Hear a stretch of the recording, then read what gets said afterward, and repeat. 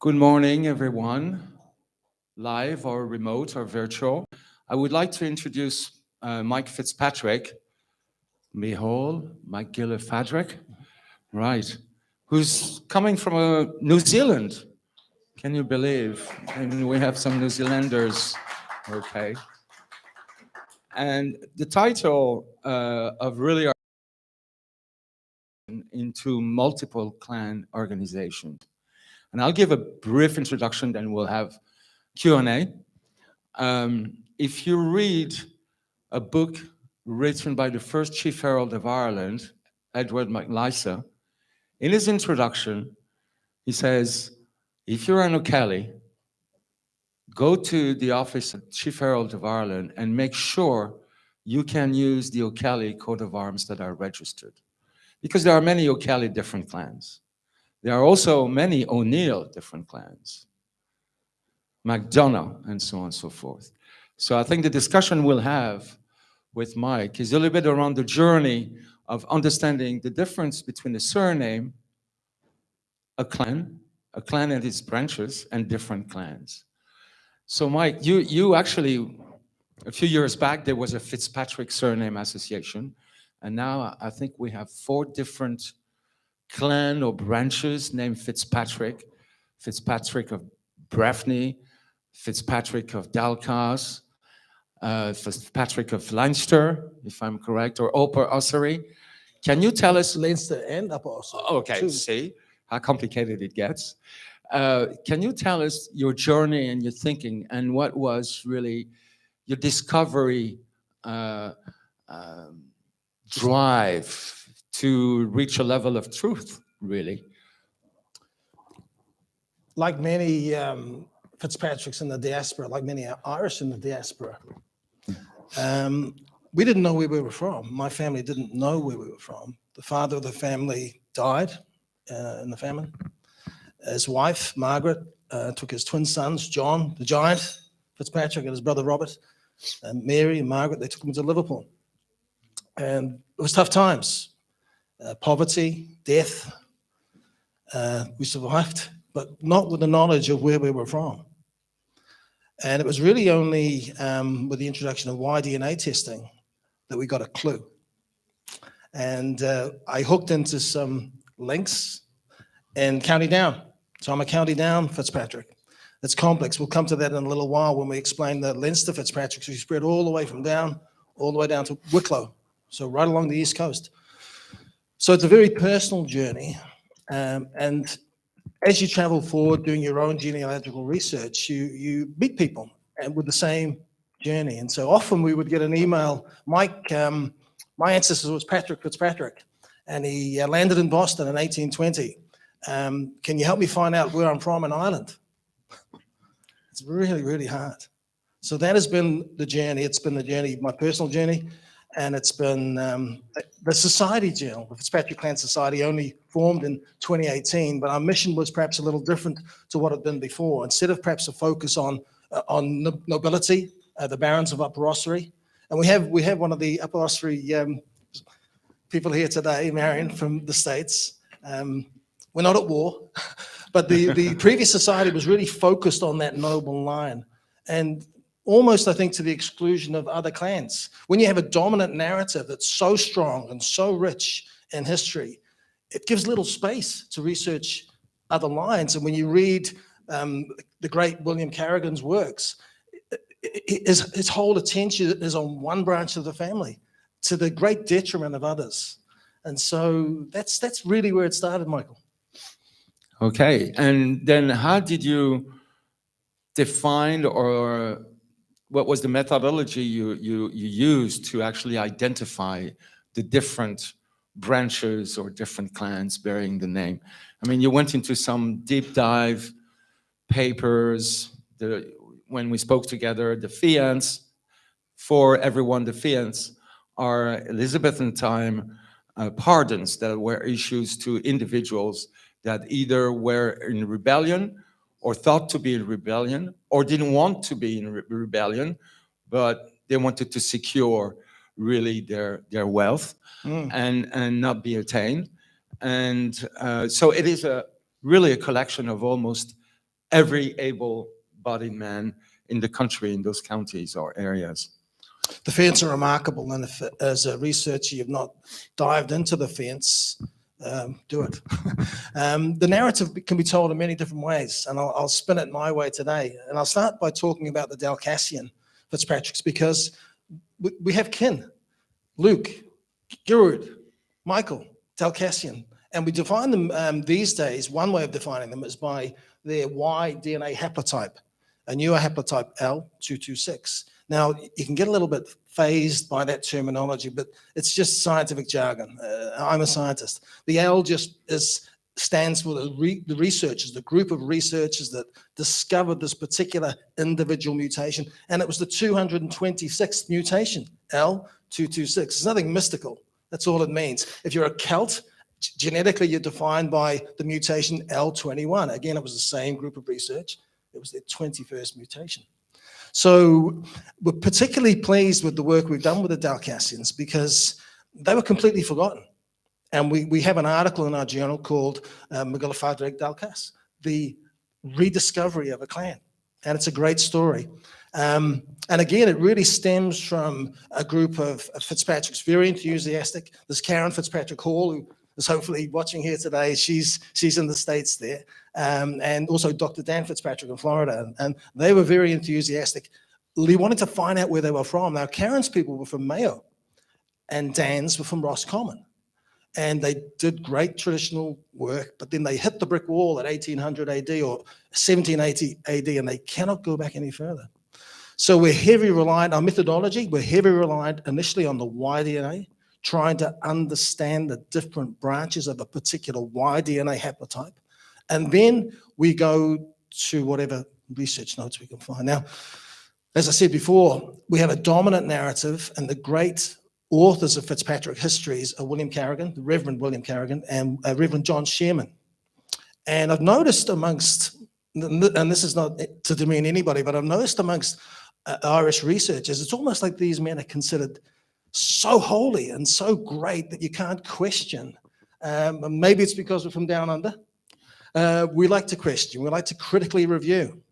And so along the way, we know if you're going to start looking closely at a dominant narrative and disrupting a dominant narrative, you're going to upset some people.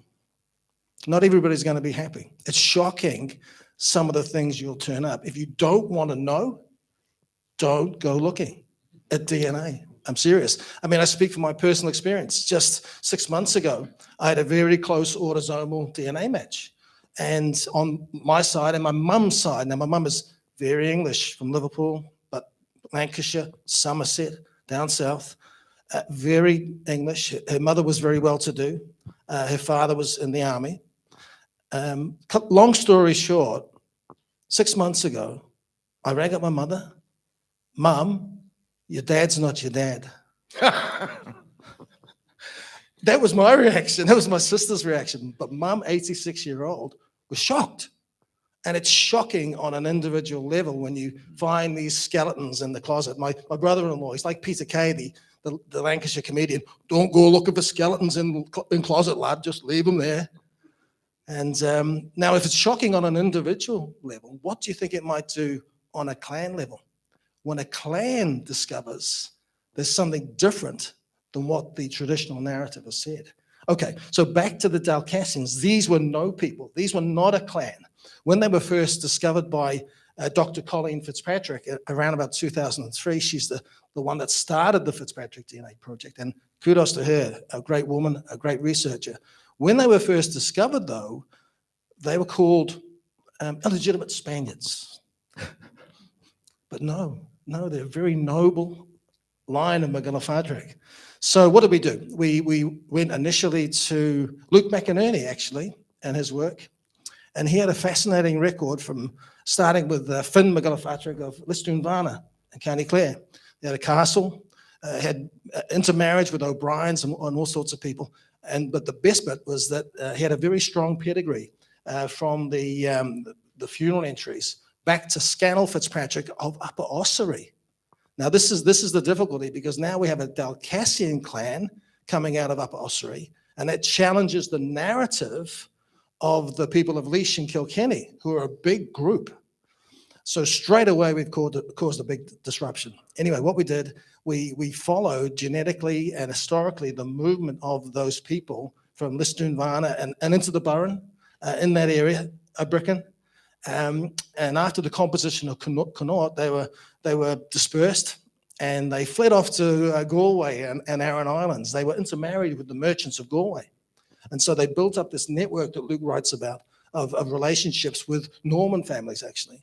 The ones on Aran, they were sheep smugglers, wool smugglers, very wealthy. But at the time of Cromwell then, they became dispersed. They lost their lands. And that's why we find them in Mayo and Roscommon, because they went with families like the French family in Roscommon, for example. So we were able to, first of all, create a picture genetically, and then go into some records that aren't just textbooks records. Now, you mentioned the fence. Yes, they're there in the fence as well. And that enables us to put together more detail on the tree.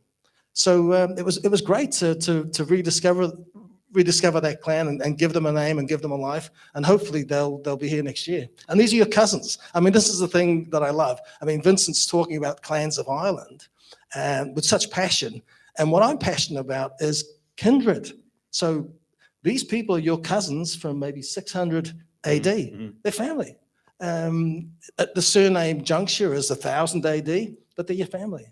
And so that's one of the things we like to do. So they actually moved from one place and established themselves into another place. Some stayed. Some stayed in Clare.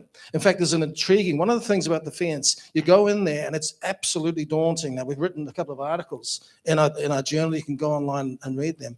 You go into the fence and it's like a telephone book. It's so daunting. It's name after name after name after name. It's place name after place name. And it's not always easy to fathom what those place names mean, because they're transcribed from Gaelic into English or some sort of hybrid. But fascinatingly, there's a townland in Eastern Clare called Ballyclenny McGillfatrick.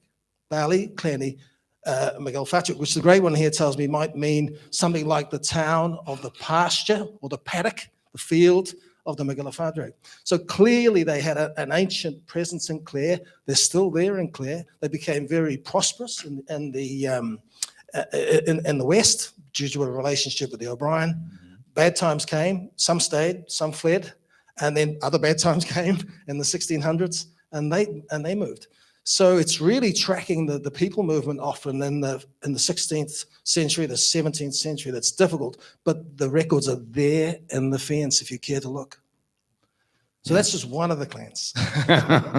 So how many branches or sub-clans do you have to the surname now that are identified? 4.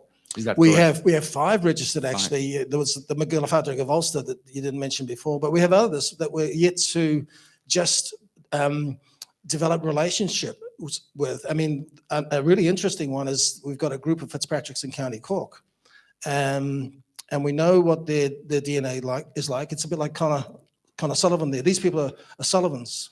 Actually, they come out of that clan. We can see that they came out about 1300, and their surname is Fitzpatrick. But what we began to realize is probably from about 1400, 1500 through the fence, we see that their surname was Mulpatrick. Mulpatrick, a very unusual name, pretty much extinct, although Proncius tells me he knows a fellow who runs a pub up his way, he's a Mulpatrick. And again, fascinatingly, it's not just enough for us to identify a group of people there in the fence, but there's a place name called Ballymulpatrick near Enniskillen. Now, we don't know where that is.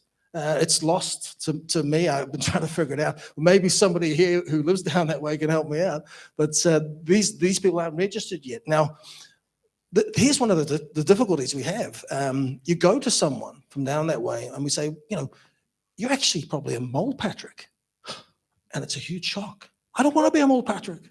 I want to be a McGillfatrick or a Fitzpatrick or a Patrick, but I don't want to be a Mulpatrick. So it's not so simple as identifying these people or identifying a place. You actually got to have buy-in and harmony. And sometimes there's a lot of history. Your own personal identities are locked in so much to who you are. Like my mother was locked into being the daughter of Walter Stevens, who was in the army and he was a barman. And instead, her father is Alberto Dawson, the chief of police for Liverpool. Oh, So no conjecture here. And the other thing is, my mother, very English, Church of England. Her family hated the Irish, hated the Catholics, not allowed to wear green. Guess what Alberto Dawson was? An Irish Catholic. This is what DNA does. This is what DNA can do. Maybe I'm really giving you the worries, but this is what it can do. Yes. And this is why the French, it's illegal to take a DNA test if you're French. Yeah, yeah, yeah. I wonder why. But I suppose in every DNA projects, you have that kind of discovery. If you start a DNA project, you need to be ready for surprise. And I shared the story in our clan. We had this man, I'm not going to say his name, of course, who pushed to have a DNA project. And he said, and this is a true story, he said, no, there won't be any surprise. I know where I'm coming from. Now, we have 130 in the DNA projects. He's the only one that doesn't have an Irish DNA. And obviously, he doesn't want to speak about it. So, and that was a shock to him, as you're saying. That was terrible psychologically, you know. A big shock. And the barons of Upper Austria, or the Fitzpatrick of Upper Austria, have a really complex narrative. Every Fitzpatrick, when they first start their research, want to descend from the barons. They want the coat of arms. They want the kilt. They want it all. And I'm not diminishing anybody, but there is a prevalence of thought like that in North America. Professor Catherine Nash out of Queen Mary, London, she writes about people in the Northern Americas doing genealogy, not to find connections necessarily, but to find a point of difference. So, I'm an O'Kelly, and I'm a better O'Kelly than you. That point of difference, and they get caught up emotionally with it. The Fitzpatricks of Upper Austria are fascinating. Marion here comes from a Levantine line, probably Jewish. So no ancient Irish history. Now, that doesn't bother Marion at all, but it indicates complexity in the 1500s and 1600s about some of these relationships. The other line, the other genetic line that are still Fitzpatrick of Upper Austria, in my opinion at least, again, it's controversial, are probably Norman.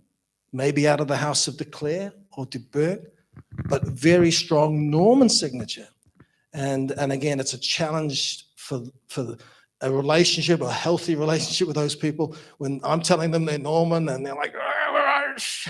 Of course they're Irish, but these are the things that can come upon you. Indeed. But of course, the former Fitzpatrick is Norman. Well, you know this heraldry. Fils de Mac Patrick, yes. You know, it always fascinates me. Brian Fitzpatrick, the first Baron of Upper Austria, 1537, he surrendered to Henry VIII.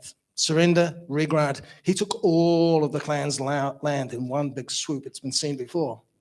And Henry VIII said, no more will your kin be called MacGillifadrick. You are now Fitzpatrick. Now, it always intrigued me that why wasn't he Fitz-Gilpatrick?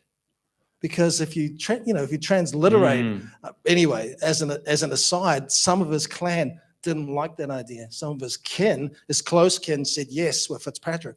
But many of the other branches of his family reverted back to a patronym. So if you go through the fence, you don't see them as MacGillifadrick, you don't see them as Fitzpatrick, you see them as McFinnan and McDavid and McEdmund and McShearer. They reverted back to their father's name, and you can follow that through. And in fact, in Linear Antiqua, there's the McFinnan, and they're actually MacGillifadrick. So that's some of the really cool things you can sort of come across as well. Very interesting. I'm sure in some of the clans, you share a similar experience. I was speaking yesterday with Chris Nolan. You know, Nolans were a Leinster clan, and they got themselves into Galway because they fought with Fitzgerald at the Battle of Nogdo after Clanrickard. And they stayed, some Nolan stayed and became merchants in Galway. So very often war, battles are the vehicle for those people moving a word. Certainly with the Leinster clan, my people, we seem to have been focused in that area of Western Wicklow, Carlow, Southern Kildare, and until maybe the mid-1500s. We've got several branches in County Down that you think would all be closely related, but they're not. They're more closely related to other areas. For example, my people in Kilkeel Parish, just under the mountains of Mourne there, our closest cousin, amongst other Fitzpatricks who are not of Down, are from Kildare, near a place, well, near Monasterevin, actually. Now, they're found in the fence. You can go into, we're doing well, Yeah. and you can go into the fence and you can find a place called Grange Magalafatrick. And so not only do we have a genetic group or historical records, we have a townland to tie ourselves to. I've got cousins in County Down, but they're more distant than those ones in Kildare. They're related to people in Carlow. And then we have another branch in County Louth near Drogheda. So these are the things that we are unraveling, quite complex. I know only really well for my people from Kildare, they ended up in County Down. Well, actually in Antrim, a chap called Nice Magalafatrick was an associate of Shane Eva O'Neill at Eden Duff Carrick. And in the list of fiends, the big telephone book list of names, there's Shane Eva O'Neill, another O'Neill, and then Nice Magalafatrick is third on the list. So he was someone of prominence. But before I get carried away thinking he was a lord or something magnificent, you find Nice in the estate records of the Bagnalls. And there he's died, but his son, Owen, has taken the land at Ballygowan, town of the Smith. And there it is, Nice Magalafatrick, the Smith. So he wasn't anybody noble. He probably just made good swords for the O'Neill and found his way up there, around the time of the 9 Years' War. So it's just, Michael, I could, as you know, I could talk forever about it. Sure. Maybe we can open the floor for questions. Do you have questions? Is there any significance that some people still describe as a capital P, Patrick? I like that question. We get asked that a lot. And the answer is no. No, because when Magalafatrick was transcribed effectively by a cleric or some other civil servant, it was just the way they wrote it down. It bore no significance to a division between the Fitz and the Patrick. So not that I've ever seen. There's some that maintain we've always spelt it with a capital P.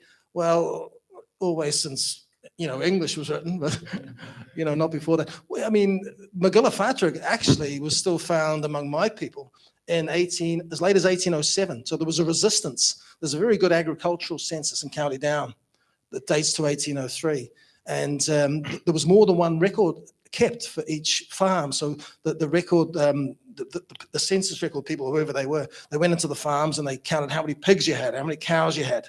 This because there was a threat of war from France at that time.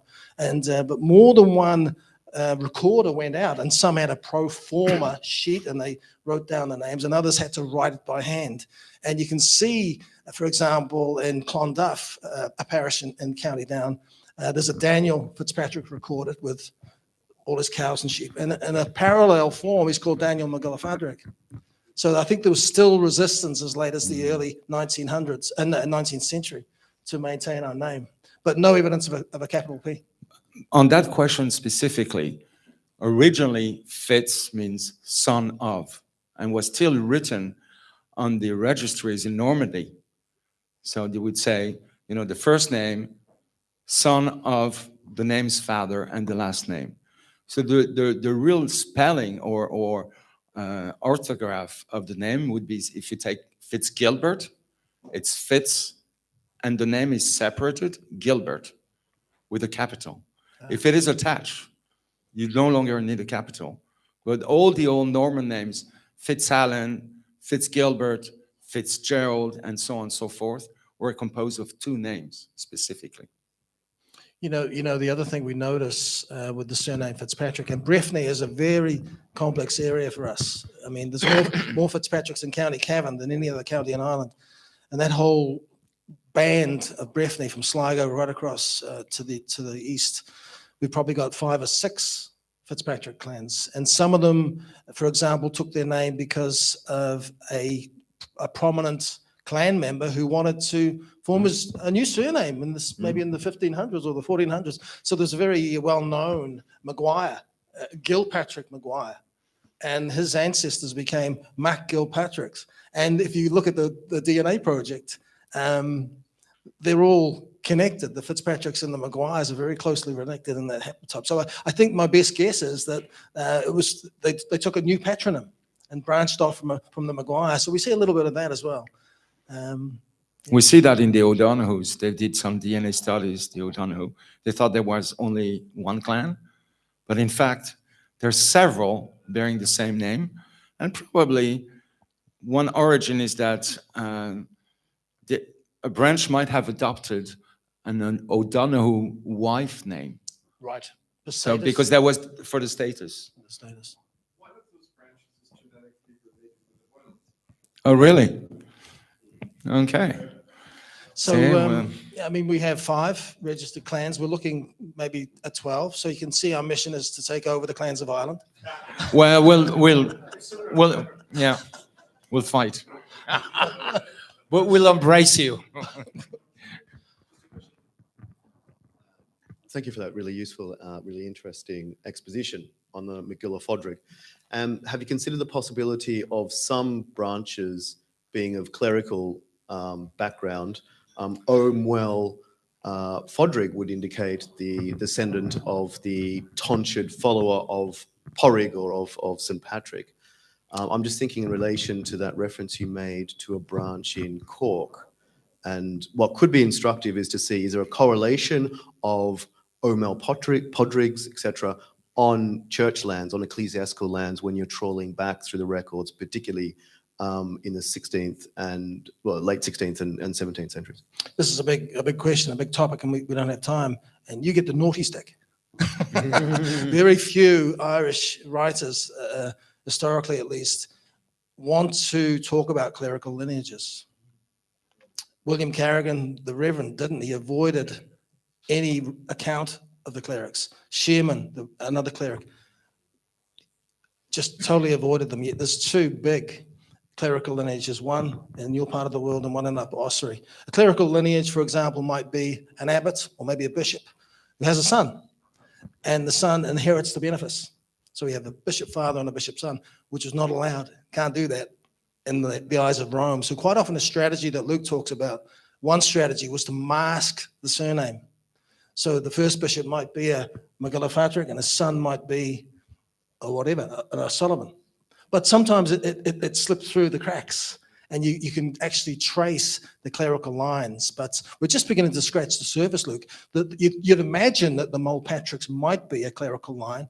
I've got to say that if you drew a line straight through Ireland around Clonmacnoise, 75% of the occurrences of Mulpatrick, if you follow McFurbish, is in the north. So it wasn't such a common name in the south. McGilla-Fodrick, very, very common in Munster, much more common in Leinster, and quite common in Oriel. So I think we have to sort of try to map out those areas and then try to tease it out. But I don't see any evidence yet of the Cork ones being clerics. That's very interesting. I think also when we talk about clerical lineages, it's not just, as you mentioned, bishops and abbots, etc., but it's also these quasi-church functionaries like the Eretnachs, the Quorbs and other ones who essentially were major tenants on episcopal lands. And they also, it's a very well-known point, they also spawn many different lineages. So it could be that the ones in Cork, for example, are of that sort of ilk. Right. So Eretnachs or Quorbs. Right. But again, I think it would be instructive to see if there is a correlation between where they're situated prior to dispossessions in the 17th century, and does that correlate to church lands? Brilliant. Or episcopal mensal lands, you know, Brilliant. broadly construed. If you've not read his book, superb, brilliant. I think we're up. Just about every clan to do a little bit of the same work. Go into the fians, identify some process, the name and the place, because it's well located. And sometimes, because the fians last for several years, it's over Elizabethan time, right? And even you can find genealogical line. You can find entire families living in the same areas. The name changed, but they're the son of, the son of, the son of. It's fairly well documented. And you could think that actually it's probably the first and certainly the best survey or census ever done at that time in Europe. So if you have the courage, look at it, they're public. You can have them sent and get copies from the National Library of Ireland. They're very nice. And then you can look at the townlands. You can do the correspondence with the townlands. And then a map starts to appear with names, families, and townlands. And it is a fascinating exercise to do. And of course, you can bridge that after with the 19th century census as much as possible. And you can see the evolution of the population. And it's a striking picture that comes up, as you were saying.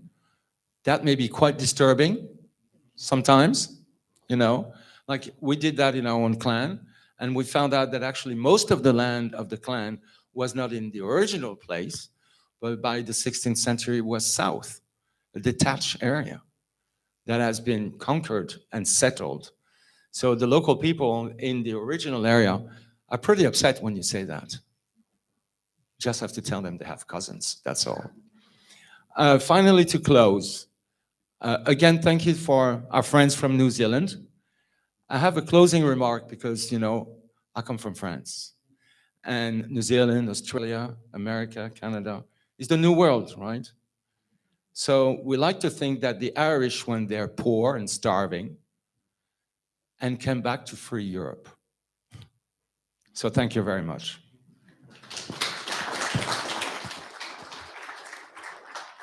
Well done. So I shall introduce, is it Luke? I don't need to introduce Luke. Okay, just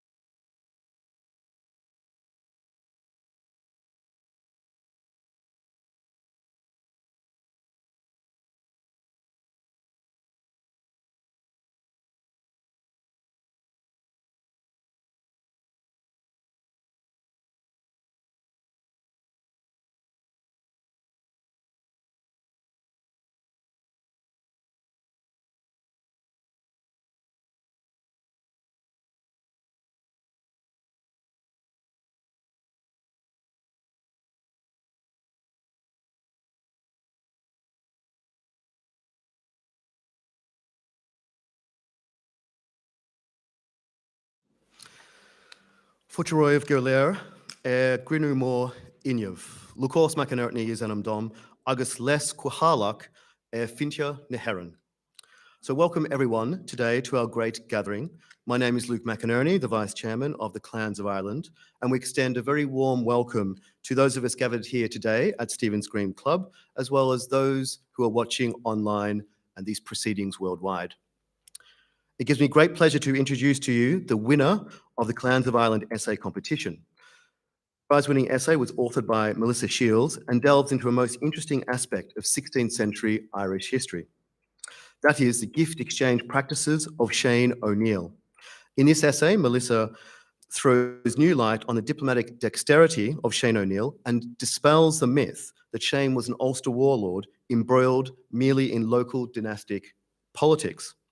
On the contrary, Melissa displays and demonstrates his skillful ability to exploit diplomatic protocol and his capacity to successfully negotiate with the English crown through using gift exchange and other means of diplomatic decorum. Melissa's essay focuses on O'Neill's famous visit to London in the 1560s and specifically to the court of Elizabeth I, and argues that Shane O'Neill displayed all of the attributes expected of a Renaissance lord. Her essay argues for a reappraisal not simply of Shane O'Neill himself, but also other Gaelic leaders and how they used gift exchange not only to buttress their own personal position, but also to extend their diplomatic standing and, of course, their political ambition. So without any further ado, I shall now invite Melissa to the podium and present her essay titled No Mean Diplomat, The Gift Exchange Practices of Shane O'Neill, a Renaissance Gaelic Lord. So over to you, Melissa.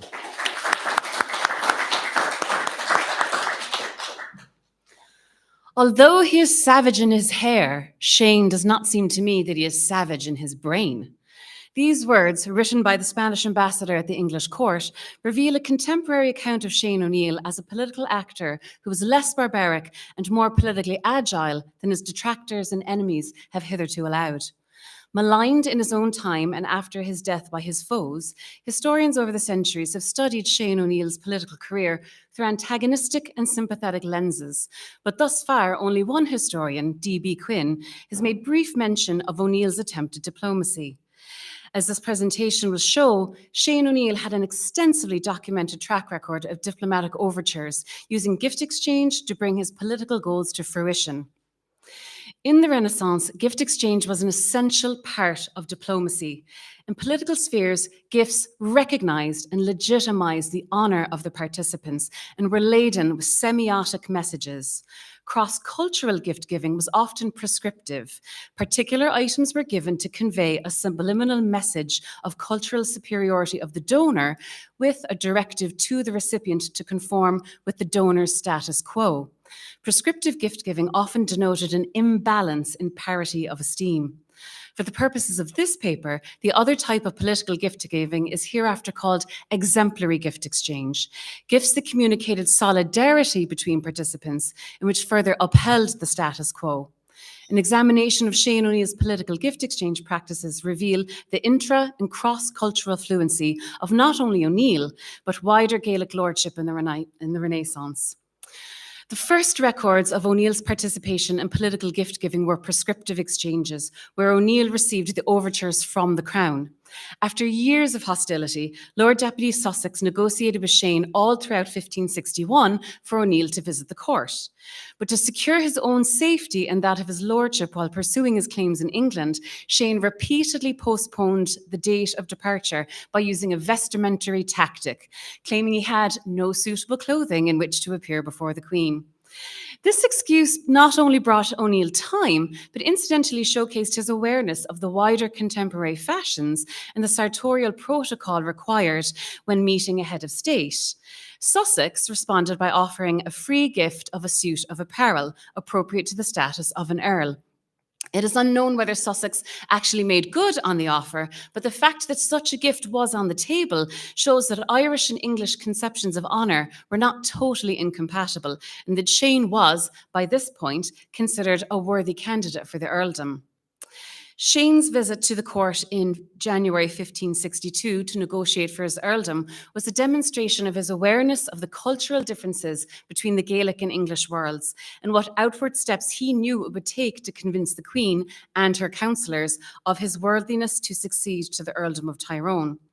Arriving in London on New Year's Day with the Earl of Kildare, his cousin, he was presented to the Queen and court 5 days later on the 6th of January, the Feast of Epiphany, a night that masks and similarly inversionary rituals and performances took place.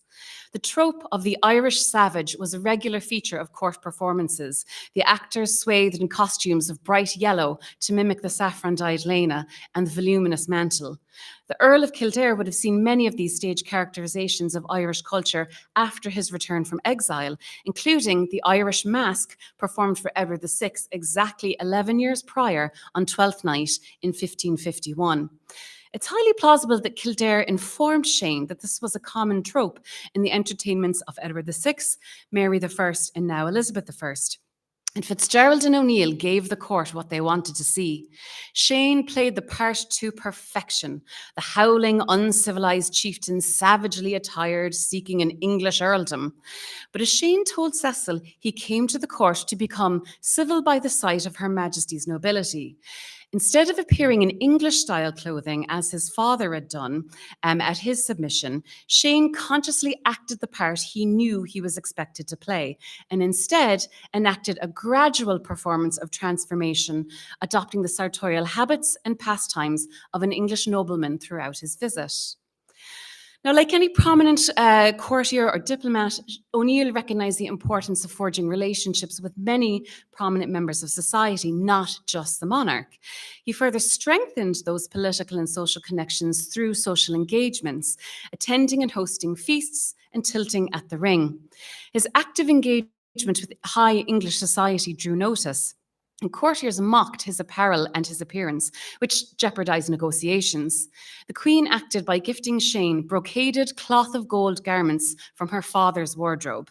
This gift suggested Elizabeth may have initially had some faith in O'Neill's legal case or his adherence to English cultural norms, and was willing to validate his inclusion in the shared community of honour through a gift of kingly apparel. Shane, however, did not just utilise his time in London to make connections with the English members of the court. He also discussed his situation with the Spanish ambassador, Alvaro de Quadra, and celebrated Mass in his house. The ambassador was interrogated at length about their meetings after Shane's departure, but the gift that Elizabeth commissioned for O'Neill suggests that she knew of his political intrigues with Spain while he was at court. A month before his departure, she ordered a suit of apparel to be made for Shane, repurposed from one Spanish cape of carnation cloth of gold in her own wardrobe. This repurposing is interesting because the Great Wardrobe not only functioned to store the finished garment of the monarch, but was also a warehouse of uncut yardage to make future garments. Now, the Queen had vast quantities of cloth at her disposal with which to commission a new suit of apparel for Shane. Case in point, in 1573, when finally releasing the Earl of Desmond from the Tower, the Queen gifted him some 23 yards of this yardage, a gift to spur him towards conformity. Further analysis of the Queen's gifts of apparel reveals that at no other time did she order an existing garment of hers to be refashioned into a male garment. Elizabeth gave cloaks to 3 other male courtiers, but crucially, she gave them unaltered. Gifts of apparel that were altered from one type of garment to another were given only to the female children of her ladies-in-waiting. In existing records, this gift is an anomaly, a somewhat androgynous garment that passed from a female owner and made into a male garment. Making a suit of apparel from an existing garment must have been a great deal of more work for the tailor. But the Queen was sending a message. To utilise a sewing phrase, the Queen cut her cloth according to the measures she had taken of Shane and the people he associated with while in London. Transforming a cape into a garment played on both the mythic associations of the Irish mantle to represent the Irish body, as well as the links between Ireland and Spain. This gift semiotically suggested that Irish loyalty was as mutable to either Spanish or English crown as the remaking of a garment.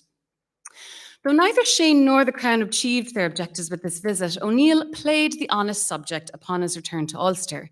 He also set about making alliances with former enemies, including Sorley Boy MacDonald.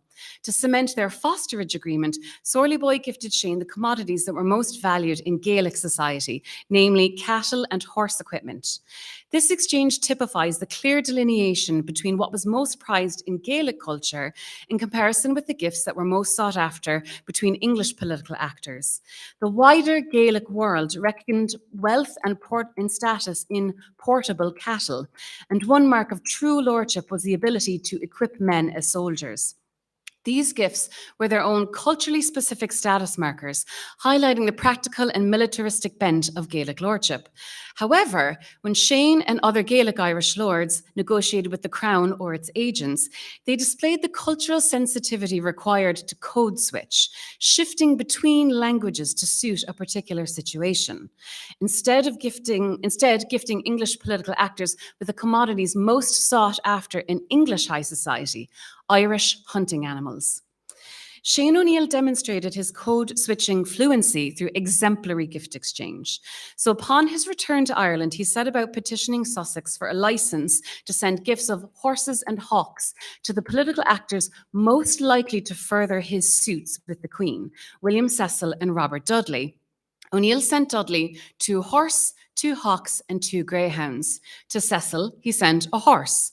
With both men, he promised them, "A better token in anything that is within my country you may command as your own, if they would be bold in pressing his suits before the Queen," i.e. the restitution of his property that he was assured would be unharmed, thousands of kine and other goods taken from his people while he was on his state visit. By correctly identifying and sending gifts to the heads of 2 competing factions, Shane was not dissimilar to Cecil in playing both sides to achieve his political objectives. Particular ferocity, while Irish horses or hobbies were desired for their sure-footedness and speed. Crown agents, Anglo-Irish merchants and magnates, and Gaelic lords gifted Irish birds, hobbies, and dogs in great quantity every year to the English crown and to other European monarchs. Such gifts leveraged the symbolic associations attached to Irish hunting animals to communicate the cultural sophistication of the donors while advancing international negotiations. O'Neill's giving of these particular gifts underscores his understanding of the cross-cultural significance attached to exotic goods in the wider Renaissance community of honour, along with being the items most valued by Crown agents as emblems of their colonial mastery over Ireland and its resources. The prestations were part of an ongoing dialogue. Shane's intention being to advance the political relationships that were central to procuring favour under the patronage system. These gifts may have inclined either recipient to move the Queen in O'Neill's favour, had not Sussex interrupted the conversation and prevented the gifts from reaching their targets. Shane's reassertion of control over smaller Ulster lords after his return from court led the government to believe he had no intention of holding up his end of the bargain. But his military successes at Drumcree wrung a treaty from the Crown that was much more favourable to O'Neill's interests. Under these terms, Shane had cause to hope that he would receive the validation and recognition of his legitimacy to the earldom as the political actor of most esteem in the province. With the mediation of members of the ascendant Dudley faction, Shane waited for the finalisation of the agreement struck with the Crown. A year of waiting for a parliament to be called or for his would-be assassin to be punished prompted Shane to action. But that action was not the expected fire and sword scourges of the weaker Ulster lords, nor attacking the garrison at Armagh. Instead, O'Neill continued to utilise his factional connections at court and sought advice from Dudley as to what action he could perform that would lead to the ratification of the treaty.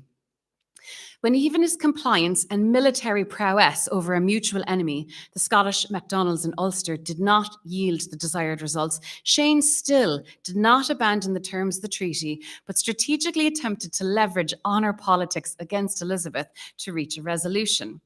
Writing through his foster brother, Terence Daniel, Shane skillfully tugged at the Queen's sense of proprietary honour by apologising for not sending her a gift of hawks. And he deftly blamed Sorley Boy Macdonald for defrauding Elizabeth of her due tribute by sending her rival, Mary Queen of Scots, 7 Irish hawks the previous year. Despite his military success and adroit handling of the intricacies of honour politics, Shane's matter was still not resolved, and yet he continued to uphold his part of the treaty. Shane kept up the discourse with diplomatic overtures of gifts, arranging to send Dudley a horse. Yet for all his long adherence to the treaty, diplomatic gestures, the Crown continued to string O'Neill along, leaving his liminal status as Earl of Tyrone unresolved.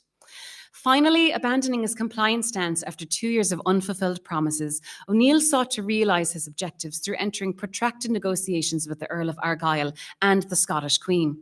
All throughout 1566, O'Neill sent messages to Argyll and the court in Edinburgh and offered Argyll great commodities of cattle and land in Ulster for his tenants to settle on. These offers were coherent with Gaelic gifting strategies.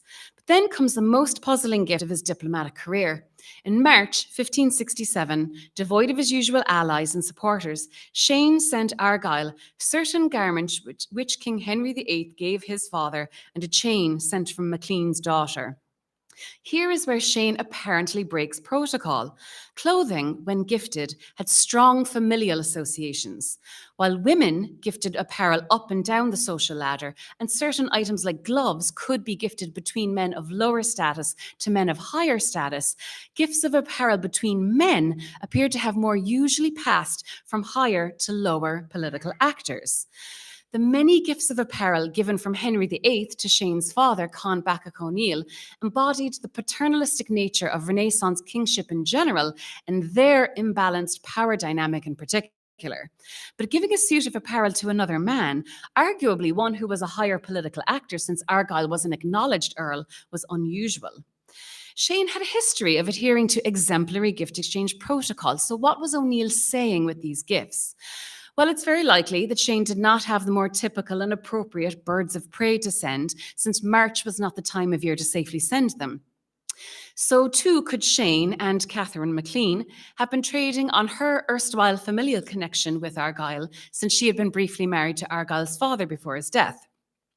But in addition to lack of access, there is O'Neill's own statement to consider, that he considered himself better and higher than an earl. This seemingly inappropriate gift of apparel may be read as Shane's attempt to translate the associated biography and reflected honour of the past participants embodied in the garments to their current political negotiation. The gift was O'Neill's declaration of his own provincial king-like status and an invitation to Argyll to treat him as an ally of such stature. Shane attempted to translate the associated biography of this last gift into a lodestone, trading on the historic political significance embodied in the garments to draw Argyll into an alliance with O'Neill and his supporters across Ireland. This gift was Shane's attempt to halt the reverberations of surrender and regrant and wrest Irish sovereignty from the English crown. But the fallout of Darnley's murder, coupled with Mary's hasty marriage to Bothwell, were of greater priority for Argyll's attention. Before any further resumption of talks between Argyll and O'Neill could take place, Shane was assassinated on the 2nd of June 1567 while renegotiating a pact with the Macdonalds. After Shane's assassination, Sussex and his faction disparaged his successor, Lord Deputy Sidney, and his handling of affairs in Ireland, recasting their great adversary, Shane O'Neill, as a beggar, an outlaw, and one of no force. However, Sidney rebutted, Shane was entreated to come into England and there rewarded of Her Majesty with favour and good apparel, and £2,500 lent him. This may argue he was no beggar. Just as Crown agents recast Shane's military strength and political importance as acts of mere savagery and rapacity, his history of diplomatic overtures has been almost entirely elided. It is through examining the cultural modes and material culture of Shane O'Neill that he emerges more fully clothed, not simply as a barbarous Irish chieftain in an unfashionable lena and mantle, but as an astute political actor consciously operating on a geopolitical scale. Reading his inter and cross-cultural gift exchanges, O'Neill exhibited more of the cultural nows of a Renaissance prince than he's normally given credit for. The semiotic messages encoded in the gifts he sent revealed that he was a Gaelic lord who was grounded in his own culture, but equally practiced in cross-cultural code switching to achieve his political ends. The O'Neill clan were well versed in gift exchange dialogue. Con Bacach, Shane, Turlochlina, and Hugh O'Neill variously conversed through objects with the crown, Anglo-Irish and Scottish magnates, and other Gaelic clans throughout their careers in a bid to remain the dominant power in Ulster. The gift-giving record of other Gaelic Irish clans is less well documented than that of the O'Neills, but is equally rich. What the study of Shane O'Neill shows is that the practice of diplomatic gift exchange was a language widely understood and used in Ireland as much as in any other Renaissance society.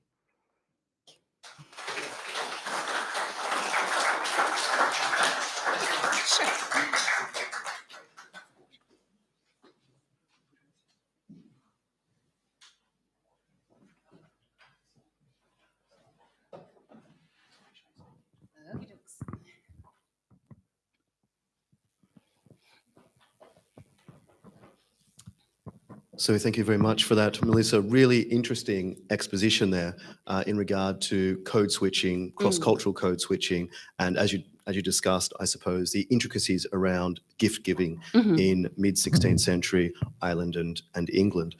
So for this fairly brief fireside chat, I might start by posing a question, if I may, and then after that we might be able to take one question or two from the floor here. But what evidence do we have of, I suppose, in general, the diplomatic activity of Irish Gaelic lords? When we examine their diplomatic activity in terms of building alliances with other families, both in Ireland, but also with the Scottish court and with Scottish lords, particularly on the Western Isles, we also see various diplomatic missions to the Tudor court in London. We see that sometimes they used poets and other professional men of learning as their emissaries to send this message across and to build those alliances. Does this suggest that perhaps the Gaelic lords had an official chancery office or some kind of type of accoutrements expected of a lord seeking to establish diplomatic ties with great families and royal courts? I can't say that I've come across any evidence for some sort of chancery office, but then I also haven't been looking for that sort of evidence. So they tended, like Gaelic lords, Anglo-Irish magnates, merchants from the whole island of Ireland, tended to use a host of various emissaries or messengers. I can't see that any of them were particularly poets in the research that I've been doing. They did seem to use quite a lot of churchmen. So as I had mentioned, Shane often wrote through his foster brother as his amanuensis, Terence Daniel, who was the Dean of Armagh. And we do have evidence from 1561 of 2 Irish priests coming back from Spain and bringing messages to Shane before he even went to court, with a message from Philip II that, hold on, I'll provide you with some aid, don't worry about it, you know, sort of like everything's going to be grand. Like, so I don't know, there probably was some sort of formal record keeping, but if there is, it hasn't survived, or it's an Irish and it hasn't been translated. But I can't imagine that there wasn't some sort of administration or paperwork involved, because it was an extremely difficult process to send gifts, especially live hawks, live horses, live dogs. This was incredibly difficult to do. And there were whole treatises written on the care of these animals, what time of year, what time of day you should walk with them, all this sort of, it was very difficult. And a lot of them died on the way. So these were incredibly expensive, high status symbols. And so there must have been some sort of paperwork, some sort of admin. There had to have been something, but basically, if there is, it hasn't survived, or I haven't come across it. But as regards like some sort of formal procedures, from what I can tell, it seems to be a bit ad hoc. They tended to send over gifts with, specifically, they kind of lumped their gifts together. They'd find other people who were also sending gifts, and they kind of sent all the gifts together over at the same time. So this was just incredibly expensive. I mean, you're paying the cost of the messenger the whole way over. So yeah, it was a very difficult process, and that's really all I can say about it. No, I think it's very interesting. And as we do more research into the mechanisms of operation of Gaelic lordships, these types of things in terms of, what was administration looking like? What were the sort of types of court officials that were operating within Gaelic lordships? Perhaps this is an area for future research. Yeah.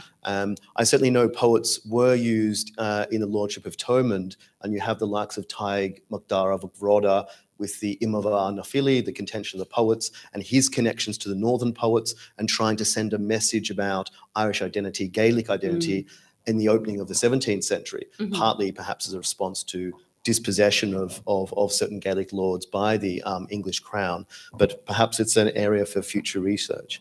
So maybe just widening the discussion out a little bit further, if I may ask one more question. What can we sort of say in general about Shane O'Neill's impact on Irish affairs? So it's often said that he was a great strategist, and had he lived longer, he may have been quite an effective leader in Ulster. And it's quite analogous looking at his situation and the great E. Moore O'Neill or Hugh O'Neill, and he himself also being a strategist and an effective leader during the 9 Years' War.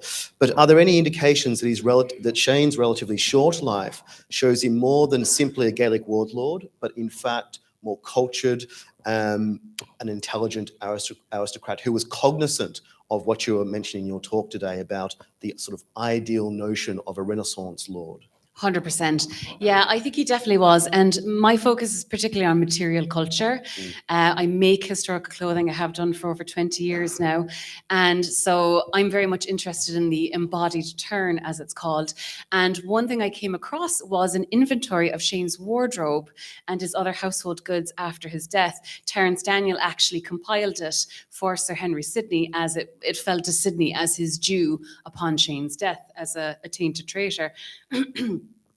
He had an extensive wardrobe, and every single item on there, probably 20, 30 pieces, which is a huge wardrobe in 16th century standards. Every single item of it was of pan-European fashions. He had several garments specifically noted as Spanish. He had a Dutch garment. He had the garment that the Queen commissioned for him still in 1562. He had several cloth of gold garments, probably the ones that were given to him by the Queen that had belonged to Henry. He had his father's parliament robes. He had miniatures, the small paintings, gold chains in abundance, all sorts of things. He had silver spoons and salts. He had quite an array of the latest in 16th century elite material culture. So, and I did come across a reference to, though I haven't been able to corroborate it in the state papers, to him having started or attempted to start a printing press in Ulster, which I would definitely like to go down that field more and look into that. So I think he was very much culturally aware of the cultural mores, the shifting winds of the Renaissance, what was considered ideal lordship in terms of how to reflect both sartorially and through items, the symbolism and of lordship, of kingship, basically.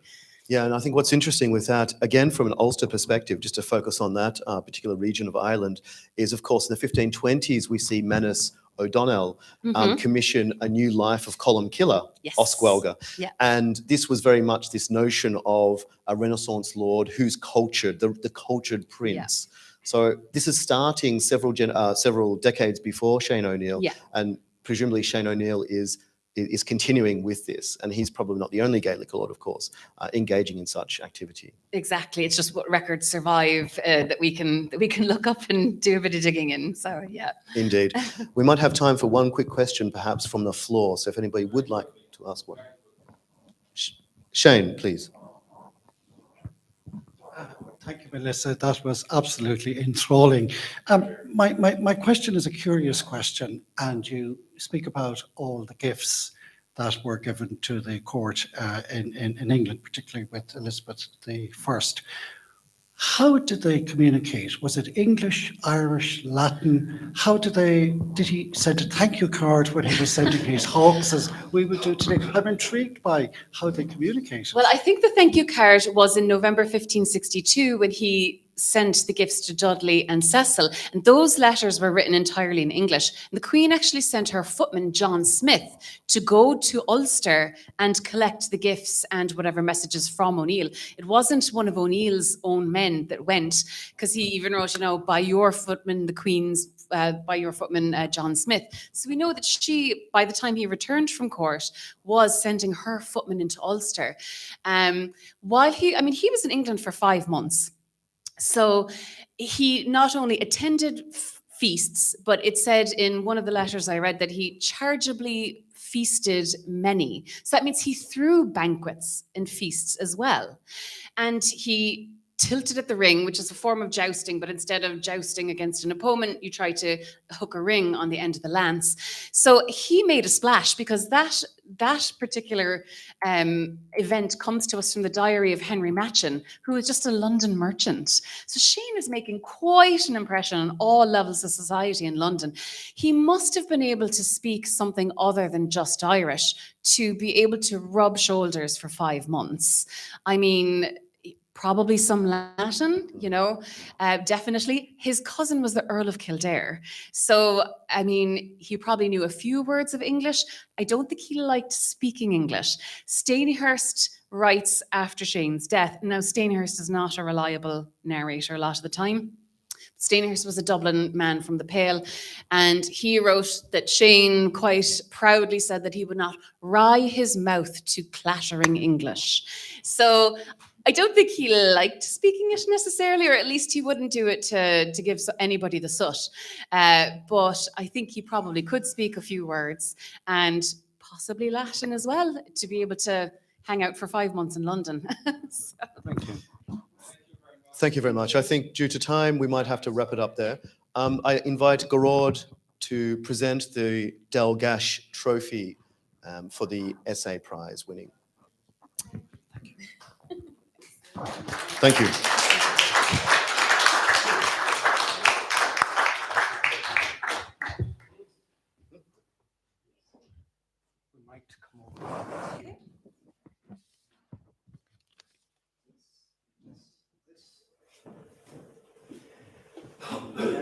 All right for you, Chris? This chair.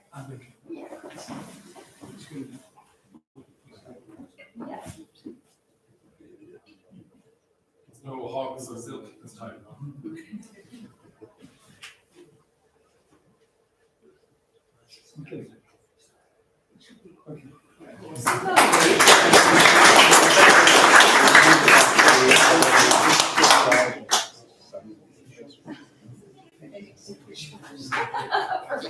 Thank you so much. That was so. Oh, wonderful. We shall move to the next. We're going down for a photograph. Yeah, we're going down to the group photograph. So you're Please be disciplined.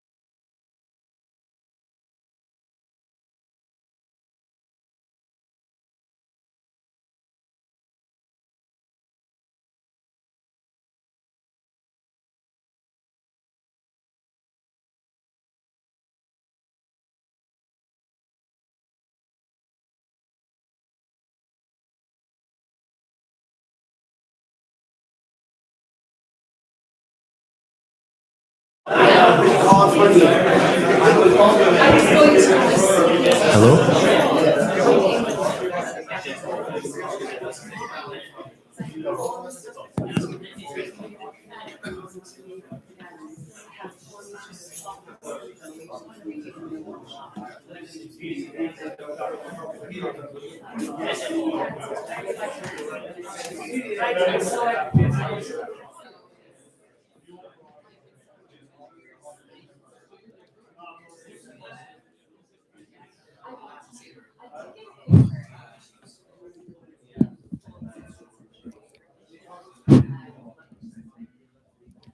Can I take it out?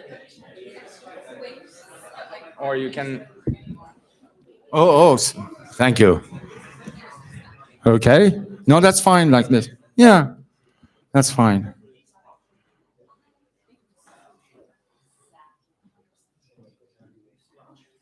We are resuming our cultural summit with the parade of the clans. So I will call each clan by name, and you will walk to Geroad and say Ansha. I hope I will pronounce correctly your clan name. O'Dowd.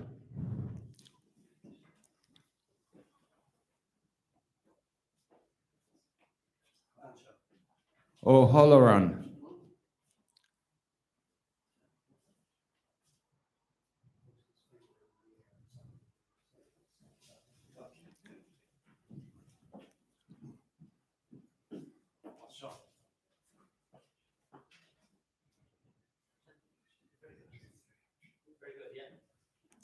Goeilich.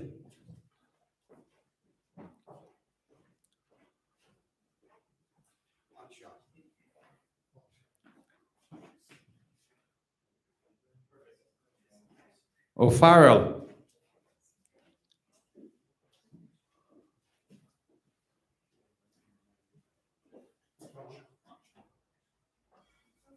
Connolly.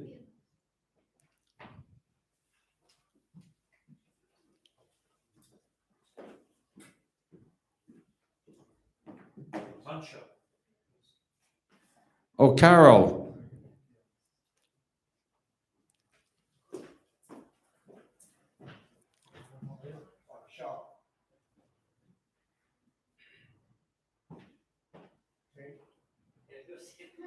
McCabe.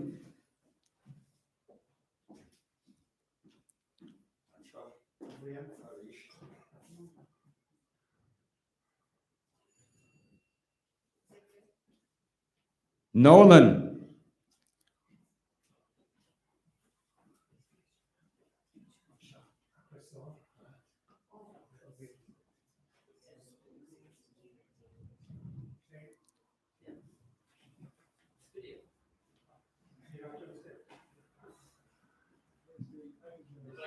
Fitzpatrick of Leinster.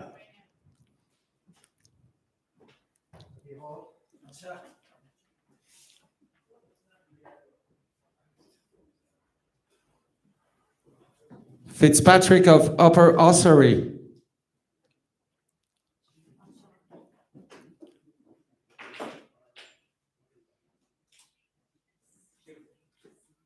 Boylan.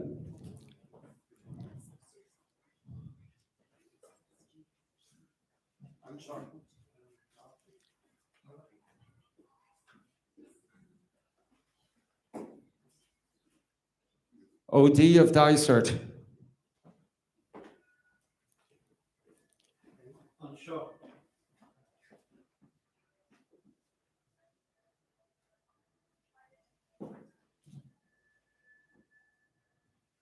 McFingale.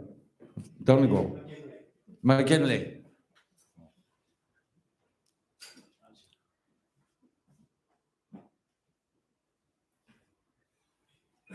O'Sullivan of Munster.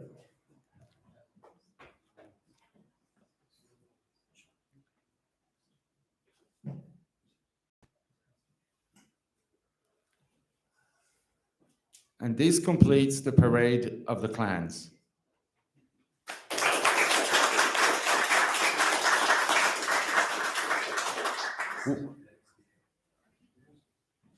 5 minutes? Oh, yeah.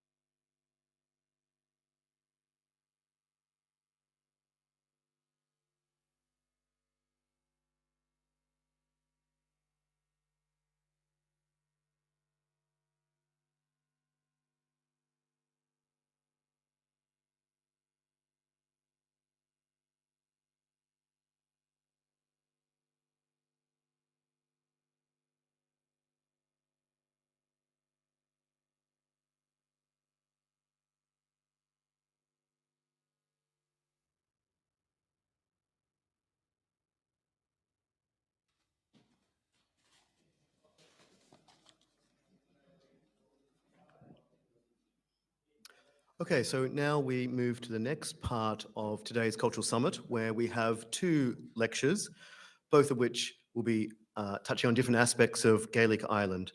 So I would like to introduce our first academic lecture today at today's Cultural Summit, and this lecture will be delivered by Dr. Simon Egan, a lecturer in the School of History, Anthropology, Philosophy, Politics at Queen's University, Belfast. Dr. Egan's research focuses on the history and culture of later medieval Ireland with an emphasis on Gaelic and Gaelicised lordship and the relationship with Gaelic Scotland. Dr. Egan's research interests include lordship and nobility, as well as culture and society within the wider Gaelic world. And when we talk about the wider Gaelic world, we have to remember it's not just Ireland, it's also central and western Scotland as well during this later medieval period. So among Dr. Egan's published works is an essay titled An Irish Context to a Scottish Disaster, James IV, The O'Donnells of Tere Connell, and the Road to Flodden, which won the 2016 Irish Chiefs and Clans Prize in History. Here's also an article in the 2021 Anthology of Essays published by the Clans of Ireland. And for those of you who don't have a copy, I encourage you to go to Wordwell Press and order one for €25. So today, Dr. Egan will speak to us about the topic, Kern, Galaglis, and Catherine's warfare in the late medieval Gaelic world. So please join me in welcoming Dr. Egan to the podium. Thanks. Okay.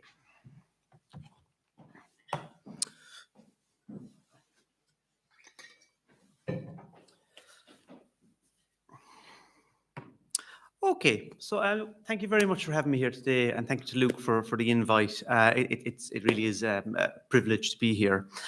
Okay, so I hope the battery in the laptop holds out. I have asked Queen's to buy me a new laptop, but they keep citing cutbacks. So I know this talk has been recorded. Oh well, who cares? Right. Okay, so. Perfect, that's changing. So today, anyway, I'd like to talk about warfare in Ireland and Scotland during the later Middle Ages. Now, why have I chosen this topic? Well, broadly speaking, and this is broadly speaking, Ireland and Scotland in this period, from about, we'll say, 1200 to about 1600, give or take 50 years either side, Ireland and Scotland have similar, not identical, but similar societal structures. We know an awful lot about language, linguistic convergence, divergence, the the type of written Irish, spoken Irish, the type of Gaelic they speak and wrote in Scotland was not a million miles different. Okay, there's been a considerable work done on, we'll say, linguistic connections. You know, how both worlds are maybe drifting a little bit apart in this period. We can say the same about culture. So looking at some of the bardic networks that extended across the North Channel, Scottish bards coming for training in Ireland, Irish bards going to Scotland, producing poetry for Scottish lords. There's been a lot of work done on that kind of cultural interface. The significance, or should I say, the centrality of genealogy, lineage, all very, very similar in Ireland and Scotland. There's great emphasis placed on this. But what about warfare? Okay, like I said, a lot of what we know about Ireland's relationship with Scotland has been through this cultural or linguistic prism. What about warfare? How similar was the practice in both regions? Okay, like I said, nobody has really done any work on this, to my knowledge at least. We know a lot about language and culture, but what about warfare? Can this tell us more about, what society in both regions was like? So, for example, if we look at Scotland, can that tell us more about Ireland and vice versa? Can we learn anything from looking at these two societies together? They're generally treated separately in terms of politics, terms of warfare. So I want to think about comparisons, contrasts, parallels in a little bit of detail today. So as I said, I want to look at this theme in some more detail. I'll highlight a couple of case studies from Ireland and Scotland, and I'm very much going to keep the focus on dynasticism and the hereditary dimension to warfare in both regions. And I think that is something that, just from my own research on this, that I think these are lineage-based societies, okay? They're dynastic societies. Dynasticism is what kind of governs the structures of everyday life. And I think warfare is a very good case study, a very good topic for exploring this in some more detail. Like I said, we know a lot about culture, bards, genealogy, identity from that kind of point of view, but I think warfare as well can shed further light on that. Okay. So I suppose, first of all, what was warfare in the medieval Gaelic world like? Well, as I said, this is a dynastic society. I mean, that's something I really want to emphasize. Ireland, Scotland, and indeed most of the pre-modern world, society is governed by these dynastic structures. It's a lineage-based society. And we need to keep in mind, for this talk anyway, that soldiers, so a dynasty or a powerful Gaelic family, their ability to raise soldiers to have serious political clout. Soldiers are raised through dynastic frameworks, okay? So we need to think about warfare as I suppose, a product or a byproduct of this dynastic world. So just a couple of examples. So you take a ruling lineage in Ireland, like the Ineal of Tyrone or the Egonal of Tirchonel. They're obviously, if you think of society as a pyramid, a family like the Egonal are sitting at the apex of that pyramid. And underneath them, they have, you could call them area or sub-kings or service families, I suppose, is the best description. Kindreds that are still nobility, but they're a lesser form of nobility, okay? If you look at it, again, this is not that unusual in the European context in the pre-modern world. Certainly for the Middle Ages, it's changing a little bit in the early modern period. But where you have a senior family or a very powerful family, and underneath them you have a series of families rendering service or rendering tribute, okay?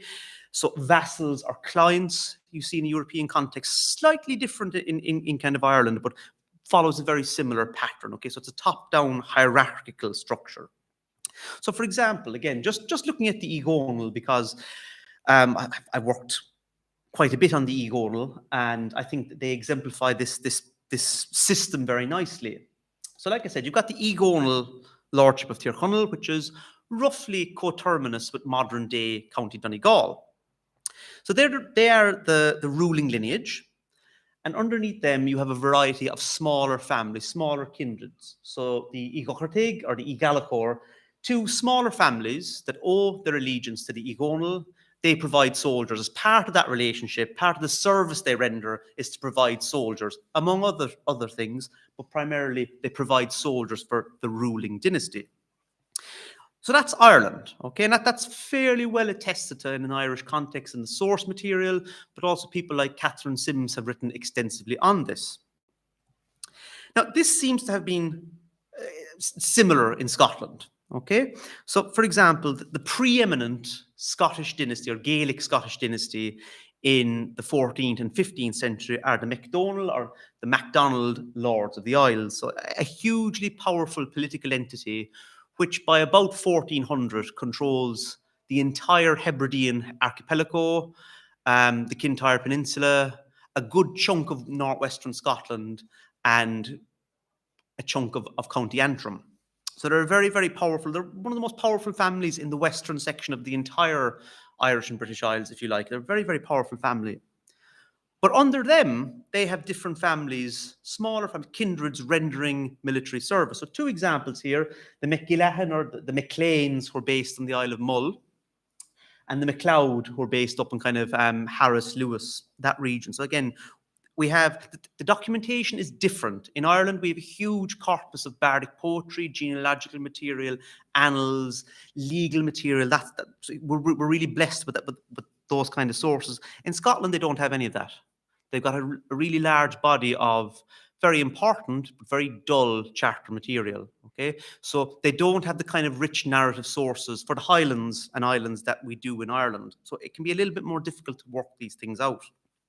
But again, from looking at the charter material, we do see this. We do see kind of a similar hierarchy in Scotland. So the MacLeans and the MacLeods are just two examples. Another example, the Clownchaimbeil of Argyll, or the Campbell Earls of Argyll. They have the MacGregor or the Gregoric, the MacGregor family. They fulfill a very similar role. They're a bit like henchmen for the Earls of Argyll. Okay, if you think of it, that's kind of how it's structured. They're a family that will fight for the Earls when they're called upon. They'll do their dirty work to some extent. Okay, so quite similar, these structures. Now, I want to have a little bit of a closer look at Ireland, first of all, just to look at kind of warfare and its practice here. So we have two key elements in Irish armies. Broadly, these are just two of the key elements. I'm focusing on infantry. So we have cairn, from the Irish word cairn, which, looking at the dictionary of the Irish language recently, it's a very interesting. It basically means some kind of a light infantryman, someone who's very kind of skirmish, raid, highly mobile, a staple of Irish warfare. But the actual definition, I'm not entirely clear. Does it have positive or negative connotations? Some of the bardic poetry suggests cairn are a lawless band of men. Other times they're presented as, heroic soldiers. So again, how we describe soldiers in Ireland, I think, is really interesting. I mean, what terminology we use, but because sometimes, like if we talk about a mercenary, that can be very misleading, because mercenary in this medieval context means something completely different. But that's a little bit of a story for another day. I'll be here all day otherwise.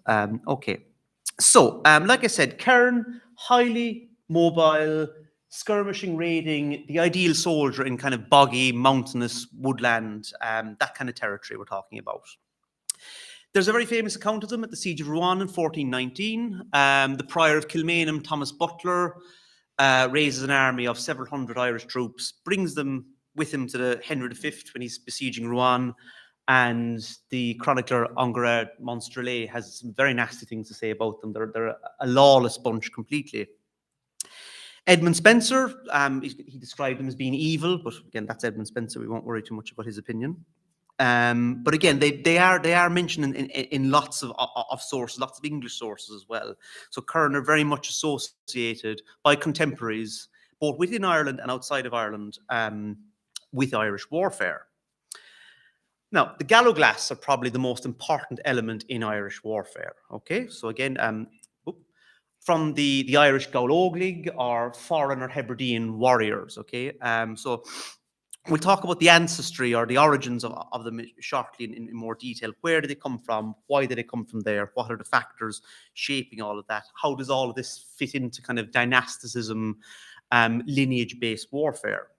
Now, I want to just talk about what kind of impact the Galloglass have, because this is very important. They have an enormous impact upon Irish warfare in this period.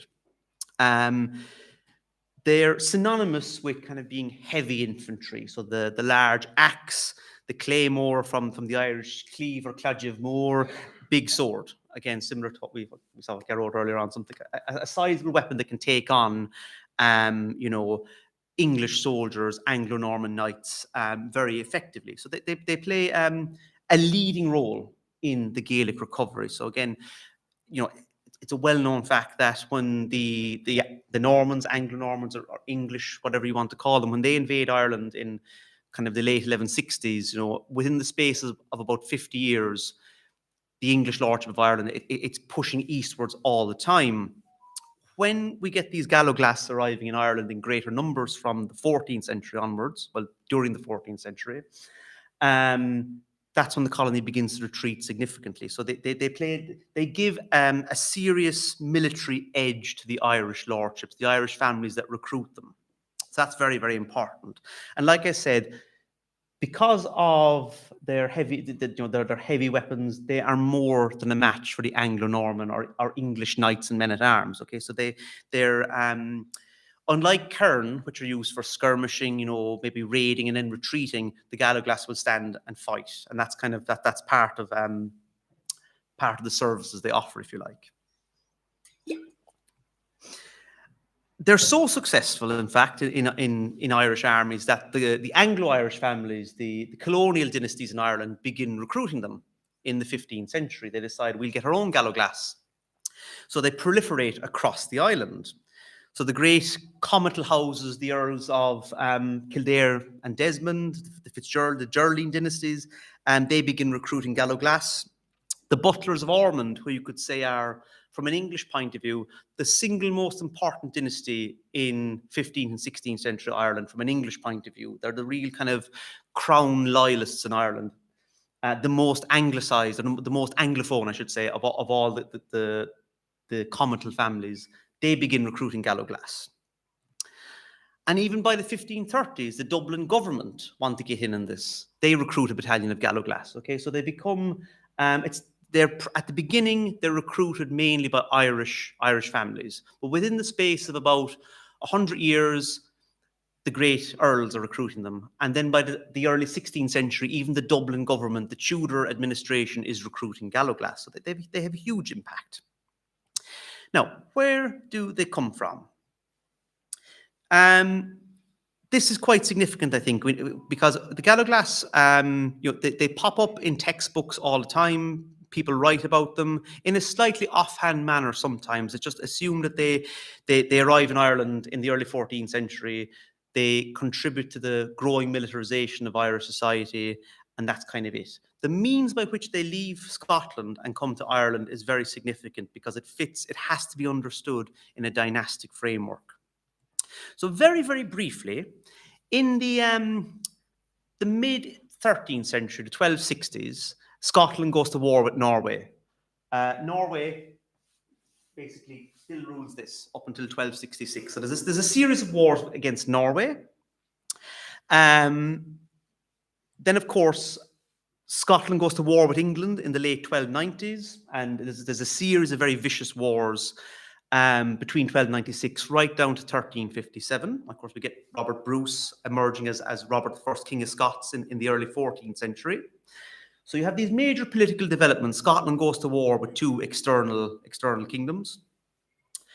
This creates major turmoil and upheaval on Scotland's western seaboard. That's very important. Okay, so these regions become a battleground.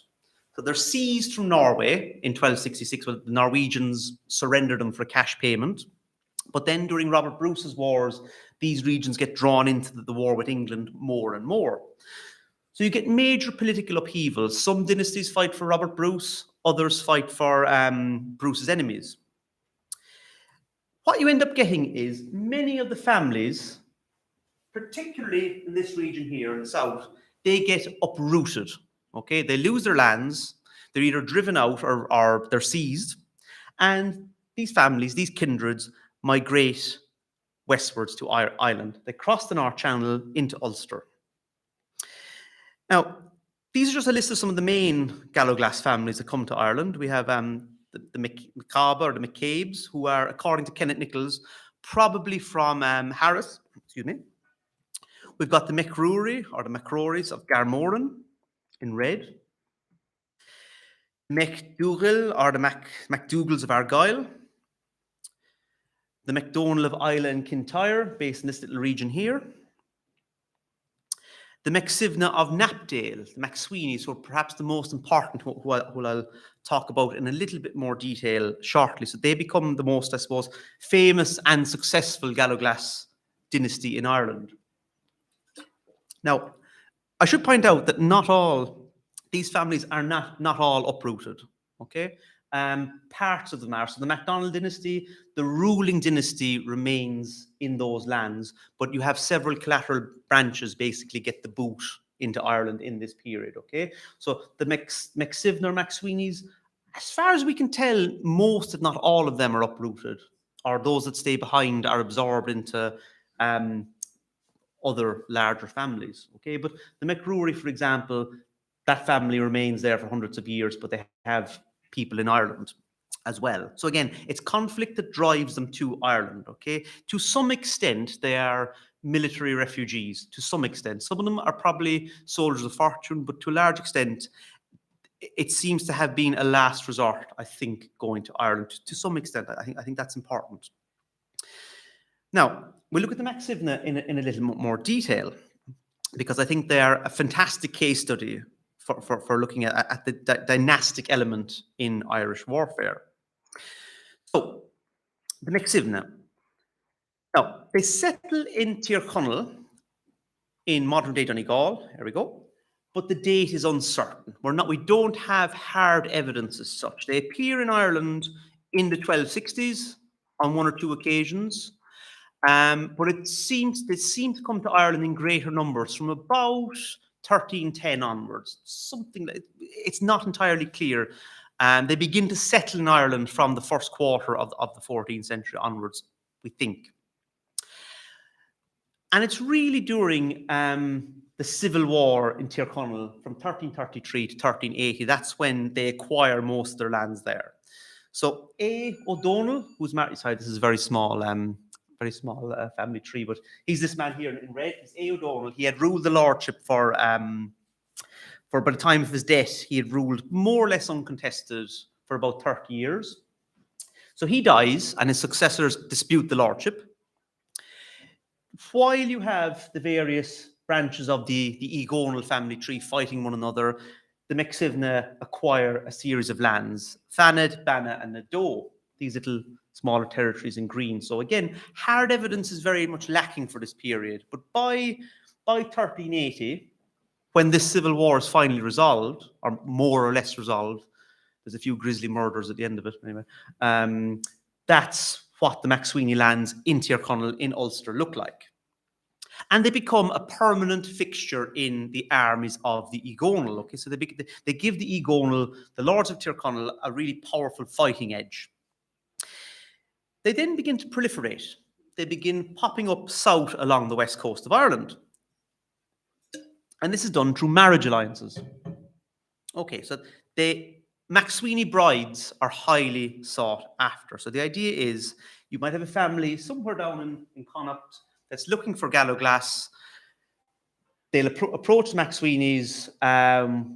We'll marry our son to your daughter, and the daughter will bring with her a dowry of soldiers from Tyrconnell, from the McSweeney lordship. So they'll relocate there, and this is the only way I can think of it, but they're seeded. A new family moves in and they're seeded, they're kind of planted. So I think and Luke has written a little bit about this, about the Galloglass and Thomond. He talks about them being composite kindred. So the idea is that the people these Galloglass, they have Scottish or West Highland ancestry, so some of them at least can trace their ancestry back to Scotland, but over time they retain the name, that they still have a MacSweeney genealogical identity that goes all the way back to Scotland, but they become Hibernicized over time. Okay, so they're seeded and they spread south along the western seaboard. So by the early 1500s, the MacSweeney, they've made it all the way into East Munster and South Leinster. So they don't seem to really go eastwards and south. It's west, south, and then east. That seems to be the broad settlement pattern they follow. Okay. Are they a unique dynasty? Based on surviving records, I would say yes, but that's only because of the record. Things may have been different in reality. So the Lower Clonasivna is a fantastic source that the MacSweeney dynasty produce in the 16th century. The folios 66 to 81, they contain a genealogical history of the Macsivna, unique in producing a text like this. So this history, this is a family history. It is a work of dynastic propaganda, but it's compiled sometime. There are various sections of it, but the genealogical history anyway is compiled during the mid to late 16th century. And it attempts to give the MacSweeneys an origin legend, okay? It tries to give them an Irish ancestry. It tries to explain how they got to Ireland. And again, Catherine Sims has written a wonderful chapter in a book called The World of the Galloglass, where she talks about all the inaccuracies that are contained in this text. There's accounts of the MacSweeneys going off and meeting fairies, monsters, all sorts of kind of very, very strange things. But the narrative gets more reliable as time goes on. So the closer we get to the 16th century, we can begin to check things off against the Irish annals. But the important point from all of this is the centrality of genealogy and identity, how both go hand in hand in this period. So the MacSweeneys, they are a military family, but they're a noble family. And this idea of genealogy is very, very important for them. So the Lower Clonasivna is a product of this dynastic world. And again, it is a very useful text. It discusses the relationship between the three different branches that I mentioned in Tyrconnell as well. So again, it's very interesting from, in terms of self-representation, self-identity, how the MacSweeneys, how a family in Ireland conceive of themselves, how they view themselves, where do they come from. They're not just unique as a Galloglass family, they're unique in kind of medieval Irish families. Not a huge amount of texts like this survive for this period from the early 16th century. I think that is really interesting. Now, is this a rags to riches story? Again, they were booted out of Scotland. They don't seem to have come to Ireland willingly as such. They made several attempts to try and recover their lands in Scotland in the early 14th century. It didn't work. They set up shop in Ireland, essentially as exiles, okay? But by the early 16th century, they have very much become a permanent and important fixture, not just in the affairs of Ulster, but the affairs of Ireland more generally. MacSweeney has a brand name in Ireland, if you think about it like that. And like I said, there's no other Galloglass family like this in Ireland. No other family produces anything like this level of textual evidence. Now, it may have been lost to the ravages of time. We're not entirely sure. But again, this is very, very significant. Without going into a massive amount of detail as well, like there are psalms, there are other things in the MacSweeney, in the Lower Clonasivna, which it does show that they were tapped into mainstream European literary developments as well, which is really interesting. So this is not an insular dynasty as such. Okay, they're very much plugged into what's going on in Europe, even though they're at the northwestern tip of the island. Okay, they're very much kept abreast of what's going on elsewhere in terms of culture, in terms of literature. Okay, let's have a quick look at Scotland. Now, like I said, we know an awful lot about Ireland, but very little about Scotland in terms of dynastic warfare.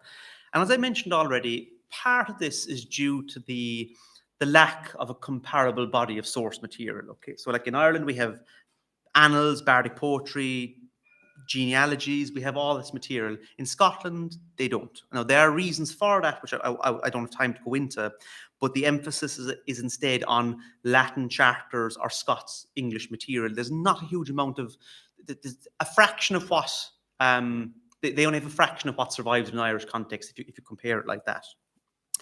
Now, warfare, however, as I said, it seems to have been conducted upon similar lines.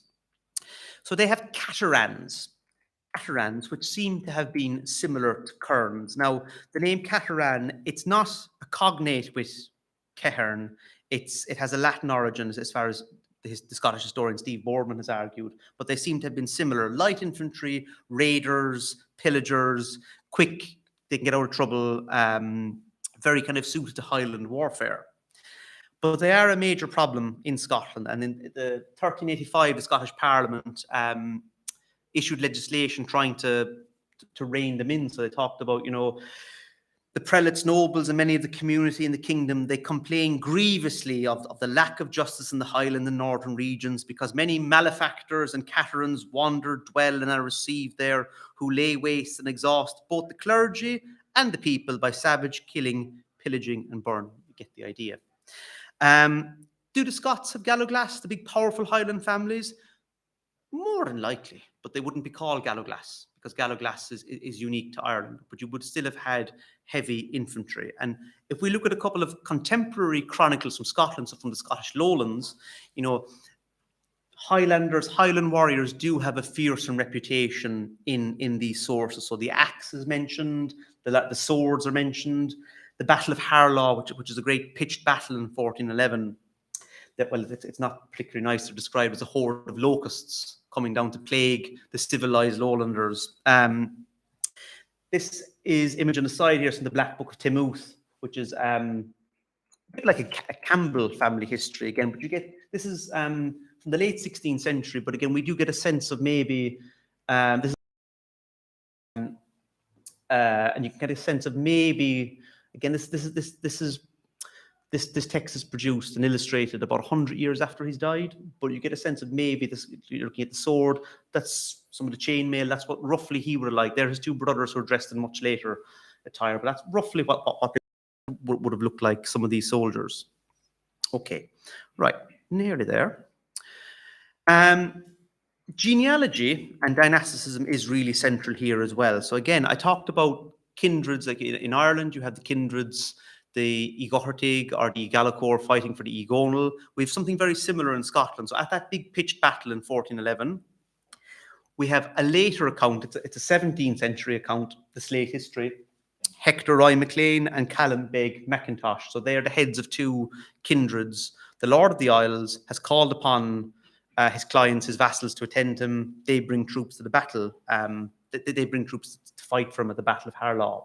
So again, you have this hereditary kindreds fighting for the Lord of the Isles at this time. I think there's an interesting parallel to make with some of the Maxivna or Mac Sweeney material. So MS 1467 it's a great, that's the only way to describe it. It is a great genealogy of the Highland clans penned about 1600. So the copy here on the, what side are we on? The right. That's a later copy. Okay, that's a later copy of a much earlier text. Okay. The original was penned around 1400, and it was patronized by Donald MacDonald, who was the second Lord of the Isles. He's the man who leads his army to fight at Harlaw in 1411. Now, the genealogy, it lists all of the main families in the West Highlands and Islands in the later 14th, early 15th century. And Martin McGregor, who's based at the University of Glasgow, he's made a very interesting suggestion that this might have been a roll call. This is the Lord of the Isles listing all those families that he believes he can call upon. And you can check this off the accounts of Harlaw. Many of these families, again, this is, sorry, no. Many of the family, that's a map that's been kind of mapping out. No, I didn't draw this. This is, there's a website which I can talk about later on where they've mapped out where all the different families are listed. But Martin McGregor has made the very good point that this is a list of all those families that Donald, the Lord of the Isles, that he believed were loyal to him or that he believed should be supporting him in battle. So, for example, we have MacGillahan and MacToshig. So, Mackintosh, I can't remember, and MacLean there. So again, they're the two men who led those kindreds, their families appear on the genealogy as well. And just, which I think is very, very interesting, later sections of this. So like I said, the original was composed around 1400. What we have there is a later copy, but part of that later copy forms part of a much wider collection of manuscripts that are patronized by the Lord of the Isles, the MacDonalds. A section of that is also, is penned in the MacAgon Bardic School in Tipperary under the patronage of the Butlers, the Butler Earls of Ormond, which I think is very interesting. So you do have these cultural links. When we think of cultural links between Ireland and Scotland, we often think maybe Islay, Kintyre and Ulster. But this is stretching all the way down into Tipperary, and it's an English earl that is patronizing it, which I think is very interesting. Okay, anyway, that's just a thought. Okay, the last slide. So just some kind of conclusions. I would say that there are strong parallels between the exercise of warfare in Ireland and Scotland. Okay, it is dynastically orientated. Okay, we know a lot about this in an Irish context, thanks to the work of people like Kenneth Nichols and Catherine Sims. Less so in a Scottish context because the sources don't really exist. Hereditary military kindred. So in Ireland, the Macsivna or the MacDonald Gallowglass. In Scotland, the Macleans or the Macintoshes. It's a very similar structure. Lineage and genealogy is hugely important. Okay, it's like a brand name.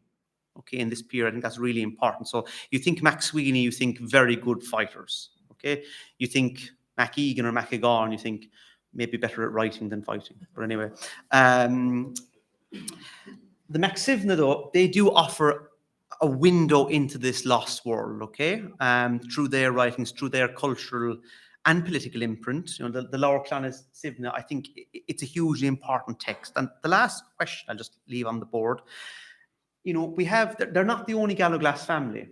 There are other families as well. The MacDonald Gallowglass are very significant as well. But as far as we know, they don't seem to have produced anything like the Lower Clonasivna.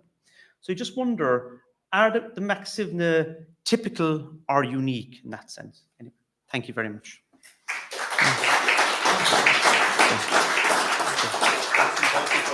Yes, sure.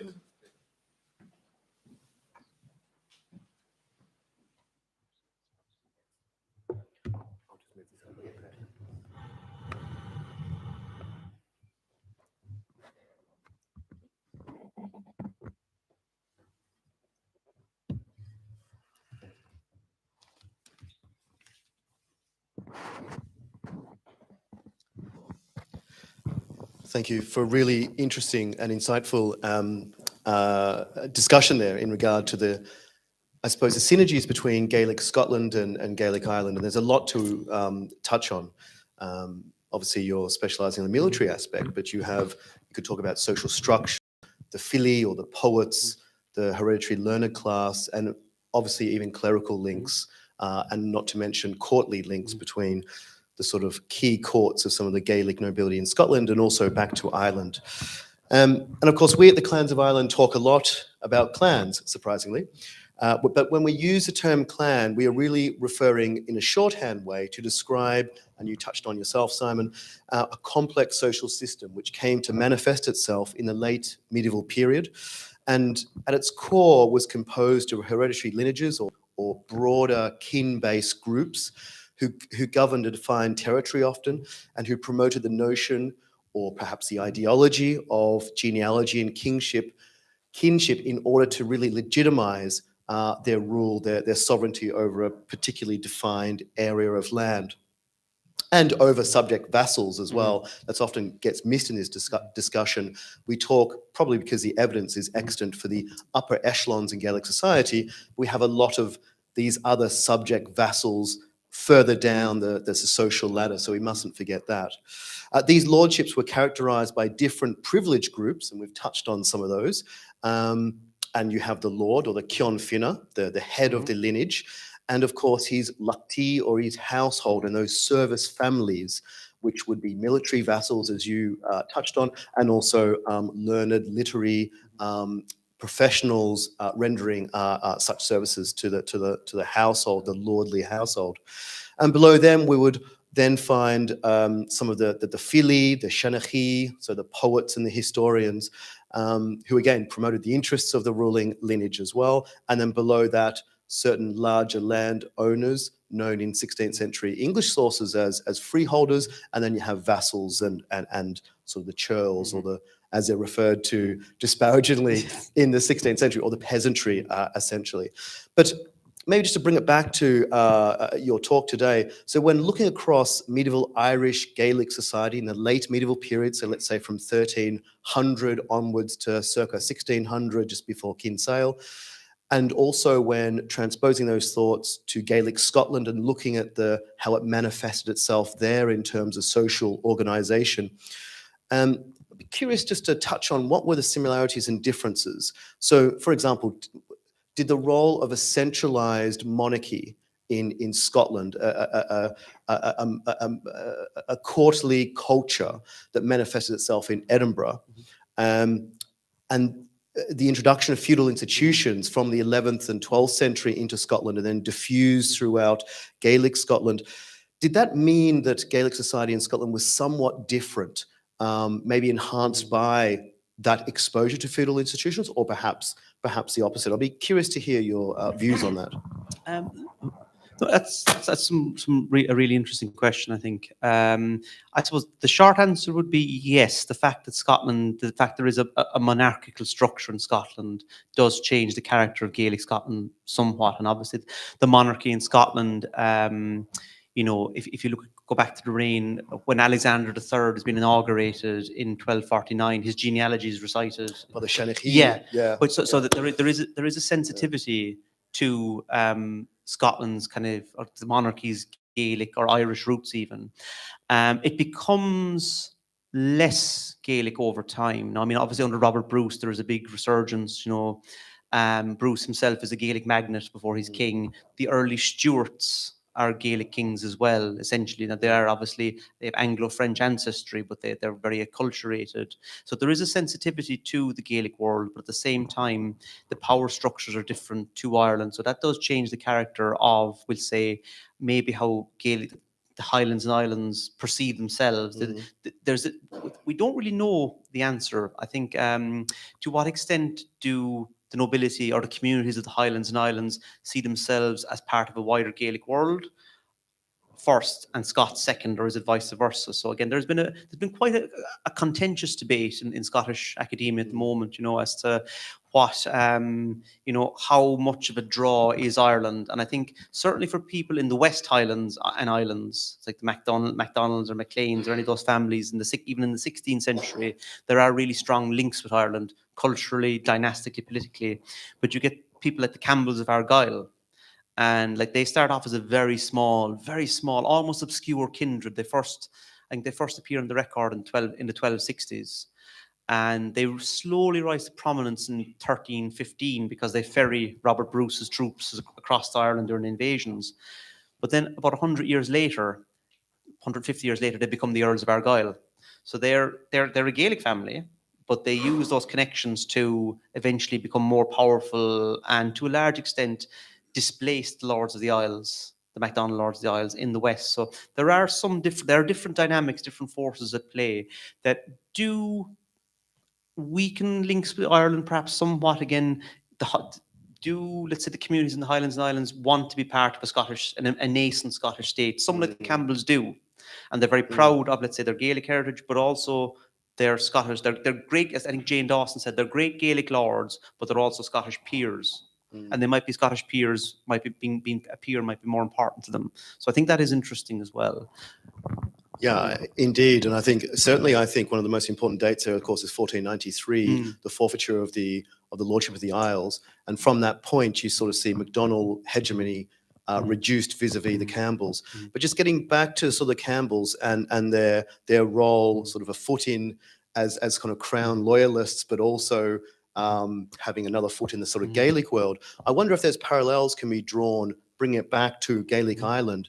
So the Ivrian of Thomond, the O'Brien family of Thomond, particularly in the latter part of the 16th century, and Donegal O'Brien, the fourth Earl of Thomond, who dies in 1624, it could be analogous. What the O'Briens were doing, they were promoting the Reformation. That was the first. Donegal converted to the established church in the 1580s or perhaps 1570s when he was actually reared at the court of Elizabeth. He was there for at least 9 months. I think he went over with the Earl of Ormond at the time.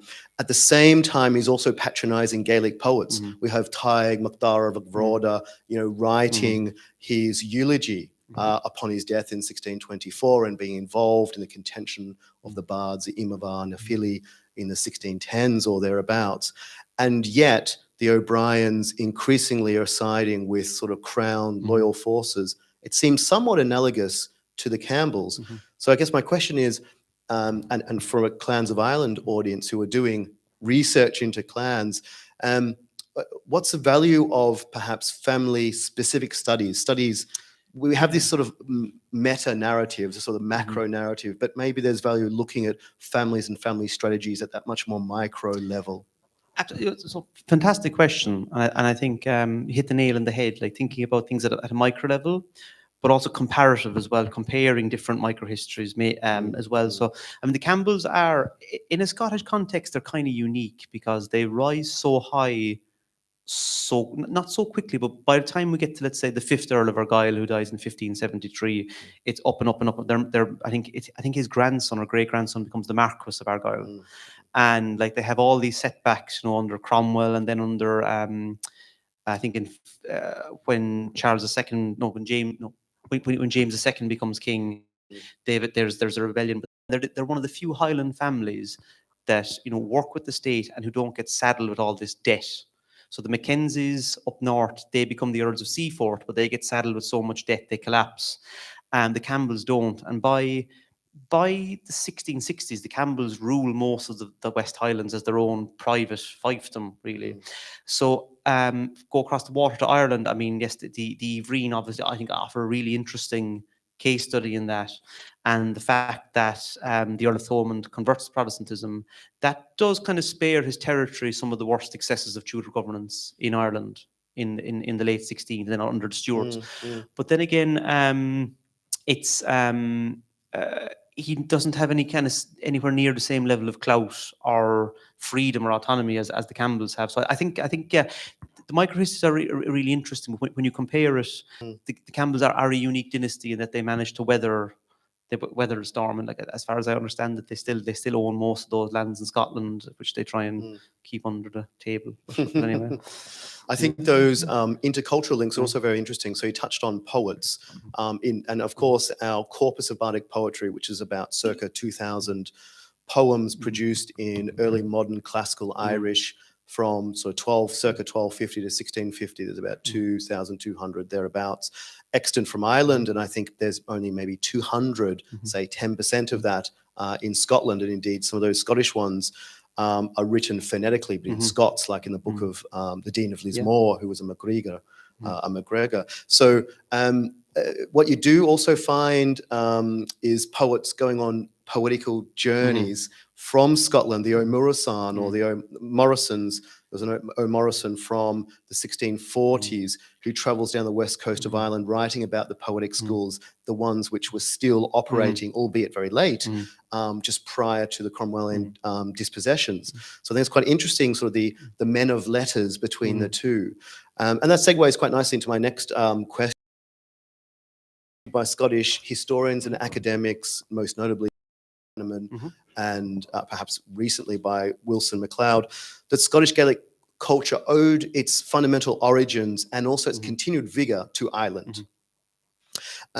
They cite evidence such as the Fili class, the poetic class, as being trained in Ireland, and that their poetic compositions, a lot of the motif that's found in there are Irish motif, about the taking of Ireland, and all the sort of various peoples who settled, how the Gael arrive in Ireland and then onto Scotland.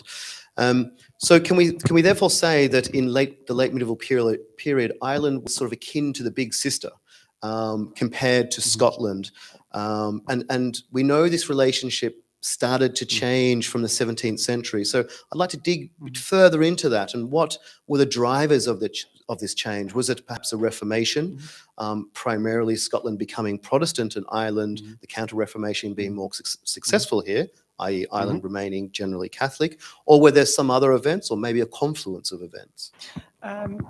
Right, that's quite a lot to unpack there, but yeah. So I suppose I'm skeptical as to how much the Reformation changed things, because there's little, as far as I can, feel free to disagree with me, but as far as I can see, the cultural links and linguistic links between Ireland and Scotland might be changing in the 16th century. They might be, Ireland and Scotland might be diverging slightly by that point, but politically, in terms of marriages, alliances, the red shank, military trade, their political connections, if anything, seem to be intensifying in the over the course of the 16th century, throughout the 16th century. And like you have quite an extensive MacDonald lordship in Ireland as well. The Campbells are very much plugged into Irish affairs. The Campbells also sponsor John Carswell's book to translate the 1567 translation yes. of the Book of Common Order. And I think the fact that I've often wondered, it was suggested to me recently as well by Michael Newton, the scholar of Gaelic Scotland, that do the Campbells conceive of a wider Gaelic world? Do they want John Carswell's book to be read in Ireland? And we know Turlough, as far as I recall, Turlough Lunach O'Neill, when he married Agnes Campbell, who's the aunt of the 5th Earl of Argyll in 1569, I think he donated money to the foundation of Trinity College, Dublin, the Protestant foundation. So, well, even just if I can intervene there, even in that, if you read the 1567 translation of the Book of Common Order by Sean Carswell, or John Carswell, in the opening remarks in it, there's a bardic poem in there which says, "May this little Biag Lara, may this little book go forth to the Gaels of Ireland, and for the learned men to take on board the reformed message." So it was clearly aimed at least a wider sense of the Gaelic literati, not just in Gaelic Scotland, but also in Gaelic Ireland. It's specifically angled at that. So maybe to your point. Yeah. And I think, no, obviously it doesn't succeed in Ireland. Not so much, yeah, What I that's think right, is interesting that the Campbells felt it could have succeeded they felt that there was sufficient connections to. So when things fall apart, I think what does it, serious damage is obviously the plantation of Ulster, the 9 Years' War, but also in Western Scotland in the early 17th century, you get the Islay Rebellion in 1615, which is crushed.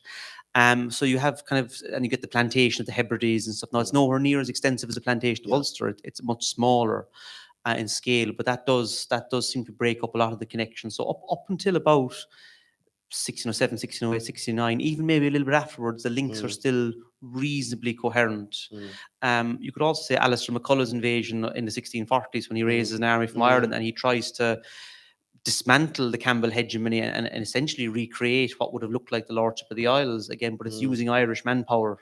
So again, I just wonder, I think under the surface, you still have a lot of very strong connections. Culturally, things are changing, but politically, I think that there's a lot still to be investigated. I think one interesting connection there, which is quite a random one, is MacDonald's of Antrim. They have a branch which relocates to Kilkee in west of Clare in the 1690s upon the forfeiture of Viscount Clare's lands, Daniel O'Brien's lands, which are about 80,000 acres, and it's broken up, as I believe, to 3 recipients of that huge estate. One of which were the MacDonalds. And the MacDonalds, of course, take over from the MacSwivna Tower House in Kilkee, who are the Galloglass to the Earls of Thomond. And so you actually have this MacDonald family who are still patronizing bardic poets up until the 1730s. So you have a great poem by the West Clare poet Andreas MacCretin, Don the Ducha, Don of the Sandhills, which is directly being addressed to that wider Gaelic aristocratic milieu still surviving in the west of Ireland. And the MacDonalds are his patrons. Right. So you do have that sort of Antrim Clare link, and of course the MacDonalds themselves with the genealogy going back to the Lordship of the Isles, essentially. So to your earlier point in terms of those sort of connections are quite manifest all over Ireland, actually. which is really interesting. And again, I think if you treat them as isolated incident episodes, obviously you can kind of maybe brush them aside. But if you look at the totality of evidence, you get a Yeah. very different picture, I think. Indeed. So I think maybe at this stage we could take one or two questions from the floor. If there's a question, the man at the back there. Thanks very much, Simon, for an excellent presentation. When I tell you that my name is McCabe, you'll know I have more than a passing interest in the subject.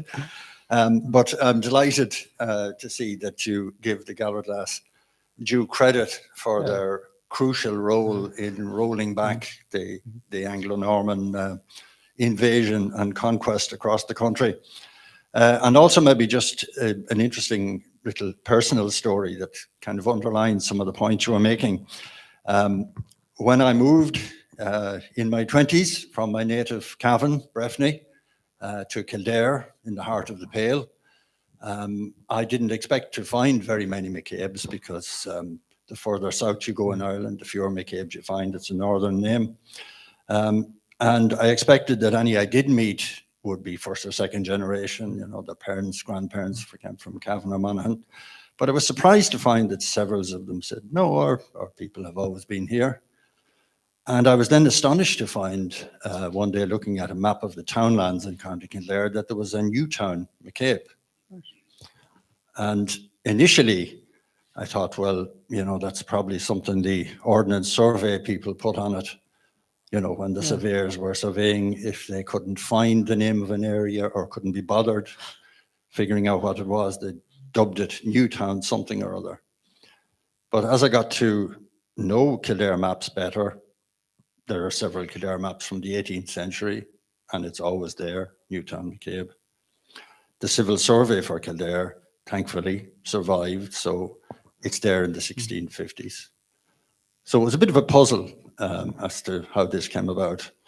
And I suppose one of the few good outcomes of the enforced lockdown during COVID was that it forced many of us to have a look at things that we'd put on the long finger.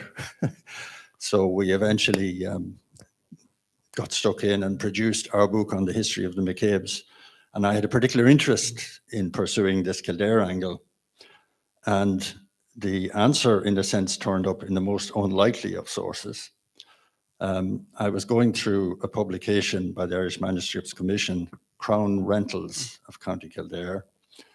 And I'm sure everyone in the room will have had the experience of coming across a reference book, particularly one you haven't seen before. You go to the index, you check your family name, and sure enough, there was a McCabe reference. Now, this book, it's a publication of an inventory that was drawn up after the rebellion of Silken Thomas, when the English wanted to record everything that they were confiscating, from the Kildare's vast estates right down to the books in their library, which is an interesting list in itself. But amongst the things that's listed there is a peace-inn that belonged to McCabe. And you will, of course, know a peace-inn is a piece of armour. So that's 1530s, 1540s. So the McCabes were clearly in Kildare. They were clearly part of the troop of Gallerglass of the Earl of Kildare. So, as I say, sometimes the thing you're looking for can turn up in a very unlikely source. And just another thing to mention quickly, you were talking about, I don't know that any of the other Gallerglass clans have anything like the McSweeneys, but you can find bits, well, related to the McCabes, obviously in the Annals of Ulster, and sometimes their genealogy is given there. There's also cross-references in documents like the genealogical history of the O'Reillys. So sometimes if there are histories of the chieftains, you'll find cross-references to the Gallerglass there. So thanks again. Cheers. I think also to an earlier discussion we had today, the fiants and the importance of the fiants. You do have a lot of references to cairns, and also to Gallerglass as well. So that's certainly a fertile area to look at, trying to identify.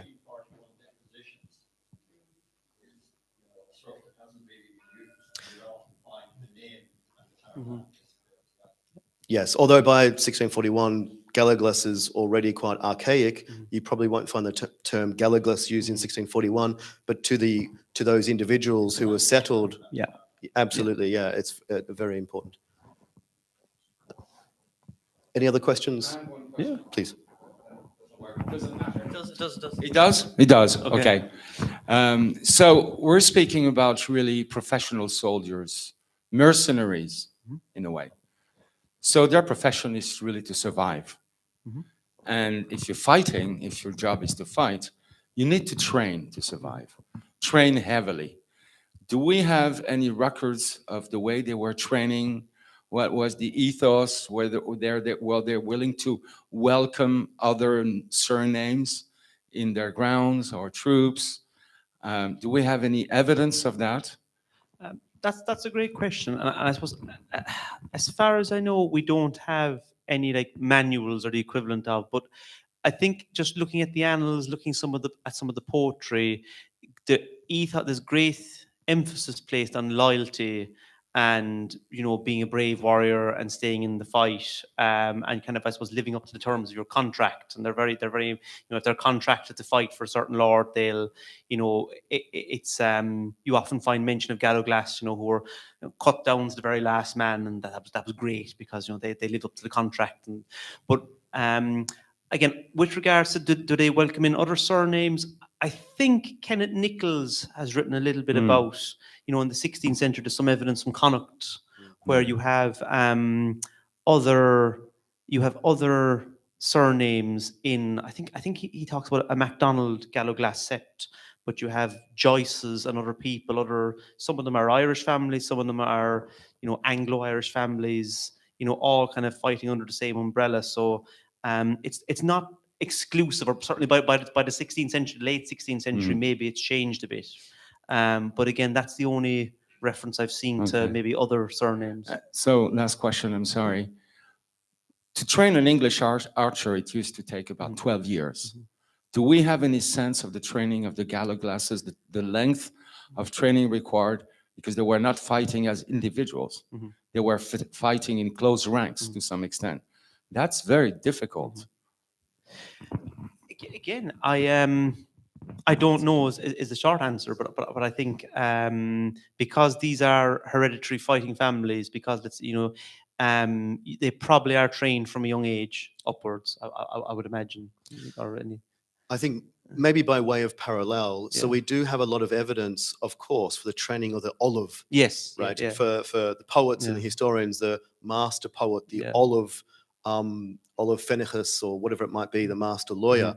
So there's evidence for hereditary kindreds from the literary learned side for training. Now, we don't have direct evidence of sort of a school of training for the military kindreds, but perhaps there very well could have been, given that they were training poets and historians, and also they're also operating on that hereditary kin basis. So that could be used as a parallel situation. Another parallel, I think, in Scotland, we do know that, let's say, the Earl of Argyll, the fourth Earl of Argyll's son, who becomes the fifth Earl of Argyll, there is some papers about him when he's going to be the Earl, so he's going to get a military education as well as like a literary education. But he's trained to fight since he's a young man, and he leads a body of soldiers over to Ireland in 1555. So that might be a parallel as well in that sense. I know he is at the pinnacle of the hierarchy, but he's like he would get the same training as the rest of his father's troops, I'd imagine. Yeah, so I think a lot of this is sort of you trying to use proxy sources to identify. So I think that just reminds me, there's another source, there's another reference in the 15th century papal registers, which is a brilliant window on the operation of Gaelic Ireland. Now, these are supplications to Rome for clerics to get a benefice. But sometimes they're also seeking a dispensation for something that happened in their life. And we do have a direct reference to a noble O'Brien of the key lineage of the Ivrian of Thomond, who petitions the papacy for dispensation for killing a man when he was younger for fighting on horseback with sticks. So some reference like that. So this shows at least aristocratic warfare, but perhaps it's also that, to your point about Argyll, that sort of military training, which was expected of a Cion Fenna, of a leader of a lineage. So we get glimpses of this. The other thing I'll just point out quickly is in terms of what these Gallowglass looked like in the 16th century and in the 15th century, if we can also look at the funerary monuments, Yeah. and we have some depictions of arms and armor. I think is it the O'Connor tomb? There's the Yes. O'Cahan in the north of Ireland, and there's various other funerary monuments and tombs in abbeys, etc., which show, plate and particularly chainmail armor being used. So that's also another angle in terms of what these kindreds look like militarily. Yeah. Yeah. Brilliant. Please. In the 1560s, Edmund Butler, who was the younger brother of the Earl of Ormond, he rebelled in the 1560s, and there is an account of some of his soldiers stripping the clothing off of dead English soldiers, stuffing them with straw, and using them as practice for his soldiers to throw their darts at. So we do know that they did engage in some sort of practice, and that they committed sartorial violence, basically, on the clothing of the stripped dead English soldiers to kind of whet their violent appetites. When you think of the fighting conditions in Ireland, they would have been trained to walk several days without eating, living under the rain, torrential rain, under atrocious conditions. Sometimes walking barefooted across the forest, something that the English actually couldn't bear. Right? They must have been trained. So that's the regular training with soldier. Then how do you use this two-hand sword? I mean, there's been some experiments that a Roman soldier could actually fight 15 minutes. So imagine the weight of that sword. It means you carried a huge training in terms of muscle and resilience in any conditions. And they were known to kill horses as well. Yeah. So, I mean, if you want to kill a horse with that sword, you need to stay still, right? Not run away, okay? And they used the sword to kill the horse, but the same sword to kill the rider. So it wasn't throwing the sword. So huge training, I think. That this must have started very young, as you said, and they must have been very, very well fed. Yeah. And I would assume they had a certain status in society to be fed appropriately, if I may so. But I'm not the expert. You're the expert. No, but definitely the feeding is really important. When you get these troops quartered on local populations, and it's up to the local populations, local households to feed them. And you do see mention, and Catherine Sims has written about this as well, where you have certain periods, I think it's in the 1420s, there seems to be an unusually high number of Scottish warriors in Ireland being fed by O'Donnell's tenants, and even the bardic poets are kind of saying, times are tough, and you made them even tougher with all these soldiers. They're taking food. But it's not directly criticizing the Lord, but you do get a sense that these people take a lot of food from local populations, with good reason. And I think the high status is also shown through that adage. What is it? Better a castle of bones than a castle of stones. Yeah. In the sense that a human who's well trained is militarily more effective, at least in Ireland, given the rough terrain, than holding castellated centres. I think we had one more question in the front here, Dr. Wallace. Yeah. Oh. All right, you do. Feel like Roy Orbison now. The question was, the word Galaglas, Galogla, was that word, I know it was applied in Ireland and it's Irish, but in Scotland, I wonder, was that concept in people's mind? The idea of mercenary soldiers in the Scottish Islands goes back to the late Viking Age, and I just wonder, when did the Galogla start in Scotland? I suspect it would be the 11th century, and way before that modern era you're talking about.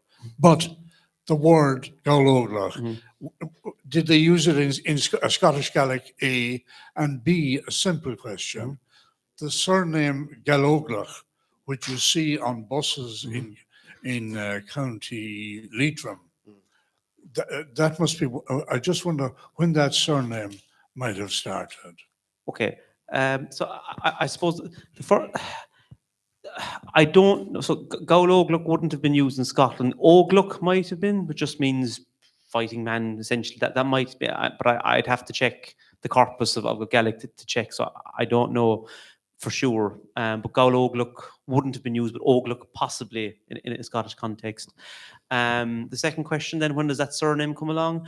I have seen references in the Armagh, the registers of the Archbishop of Armagh from the late 15th century that have the surname MacGauloli or something along those lines. So it's there. That pops up in, and this is somebody who's living. It's a supplicant or it's a plaintiff from somewhere in what is now modern South County Armagh, I think, or Louth. It's that Louth, I Louth, think, yeah. So I've definitely seen it in the 15th century, that surname. Yeah. Thank you very much. I think we might wrap it up there. Okay. So thank you very much, Simon. Thank you, Luke. Thank you.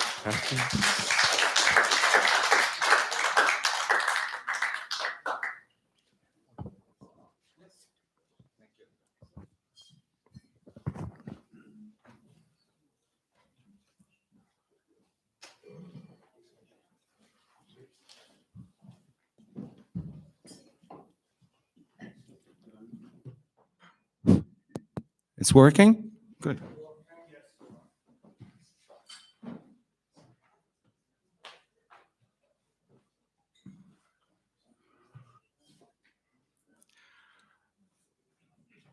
The Order of Merit of Clans of Ireland is the highest honor that can be bestowed by Irish clans. It is an order of merit conferred on individuals who have made an outstanding contribution to Irish culture and heritage, or who have brought conspicuous honor to their clan name. I would like to recall to everyone that the patron of Clans of Ireland is the President of Ireland. And I would like to call Gerard and Dr. Ed Walsh, who are the Council of the Order of Merit. And we have two recipients. The first recipients, and it is with great emotion, I must say, our past friend Dan McGrath passed suddenly, unexpectedly. We have Olivia, his daughter, with us. Liljana, and John, his brother. Is that correct? Thank you very much for being here. It's an honor for us to give you the medal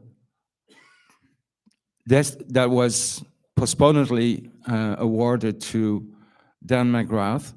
I must say a few words before that. Dan was a real inspiration in Clans of Ireland.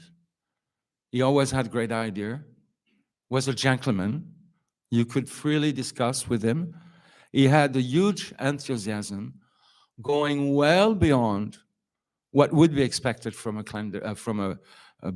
director of board of Clans of Ireland. And we are very honored to confer to you the Order of Merit of Clans of Ireland on his behalf.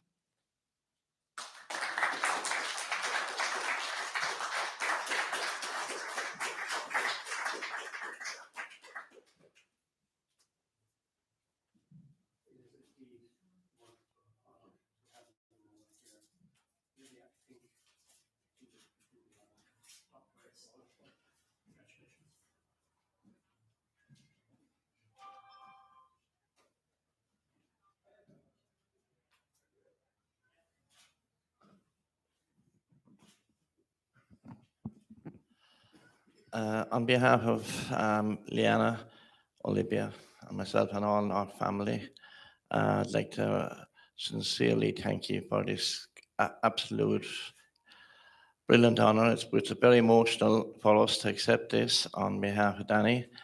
I know how much the clans meant to him and all that he did.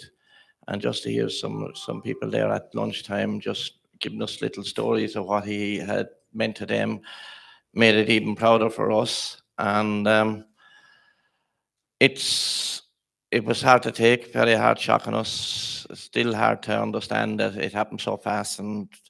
But I have to say, once all the tributes that were paid to him over the time and since has just been extraordinary.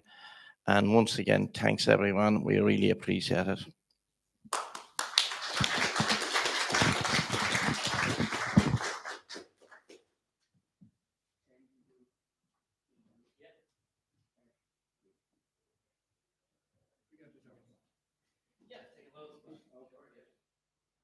Just like my face.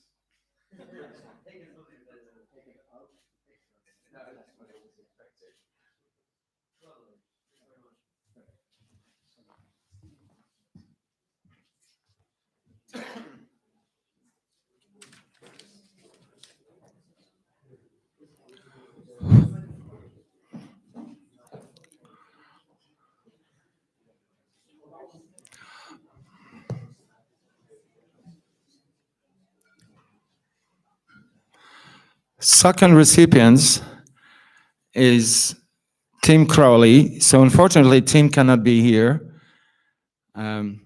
He's actually been awarded the Order of Merit in due consideration to not only his contribution to the Crowley clan, but also he devoted his life to a very specific project, which is the Museum of Michael Collins in West Cork.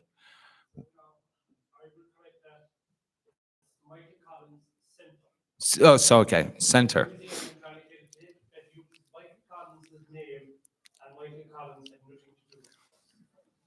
See? This is from the horse's mouth. Absolutely. So he devoted his life to collect artifacts, documentation, restore buildings, and run this center, which now has international fame. And one of the reasons he cannot be here with us today is that has busload of tourists coming from abroad to visit the center. Liam Crowley, who knows everything about the center, will stand for Tim to get awarded the, oh, is it our Taoiseach now? Okay, you've had an internal discussion. Okay. Okay. Larry, please. Taoiseach, I chóileach.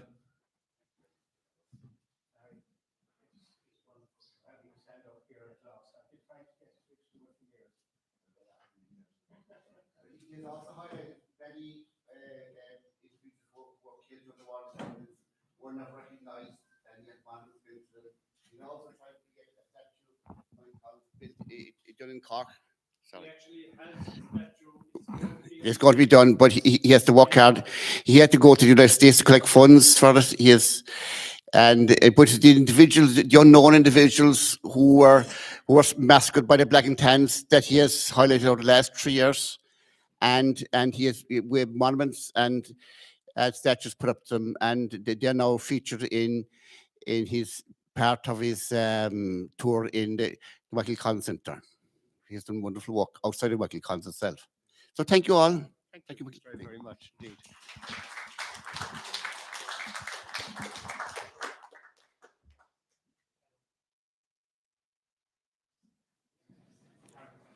This closes the ceremony for the Order of Merit.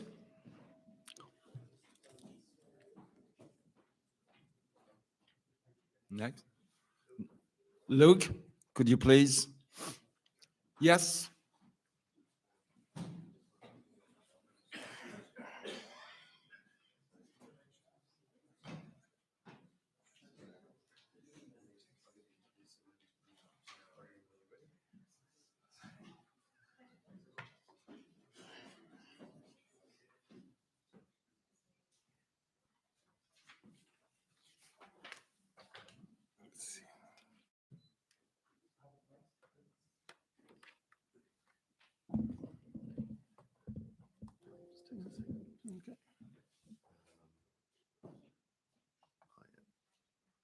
Full screen.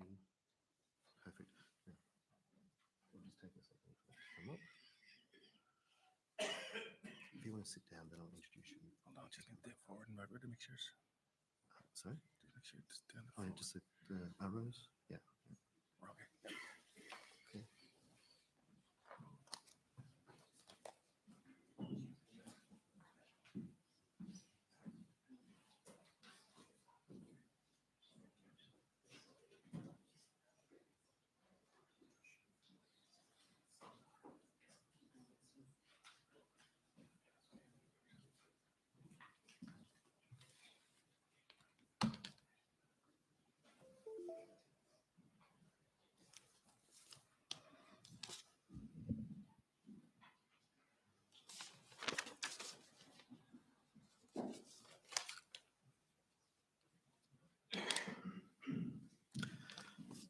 So we might get started.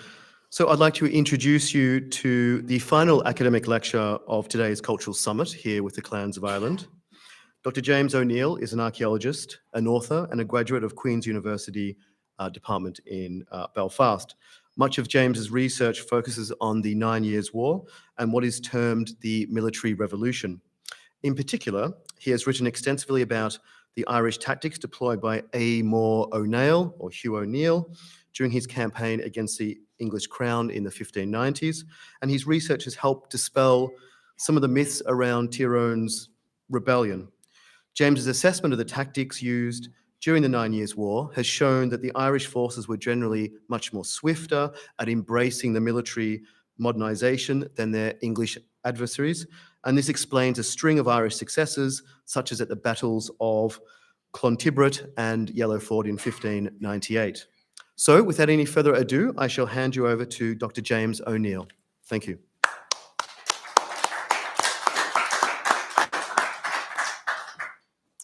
Thanks very much. Look, it's great to be here. Set my water down. You might like the fact that we got this scripted, but if I was just shooting from the hip telling this one, we could be here all day, and I'll spare us all actually the pain. So we'll stick to the script, but we'll go offside a wee bit anyway, and then we'll have all the questions at the end, which is always the best bit anyway. So let's get cracking and see. Okay, now the 9 Years' War, also known as Tyrone's Rebellion, appears in popular image as an irregular war of ambush and retreat fought by Irish lords to throw off English rule. This was ultimately doomed to failure, as primitive Ireland could never hope to match economic and military strength of Gloriana's England. Moreover, the war gave rise to greater levels of savagery and civilian victimization than warfare in the rest of Western Europe.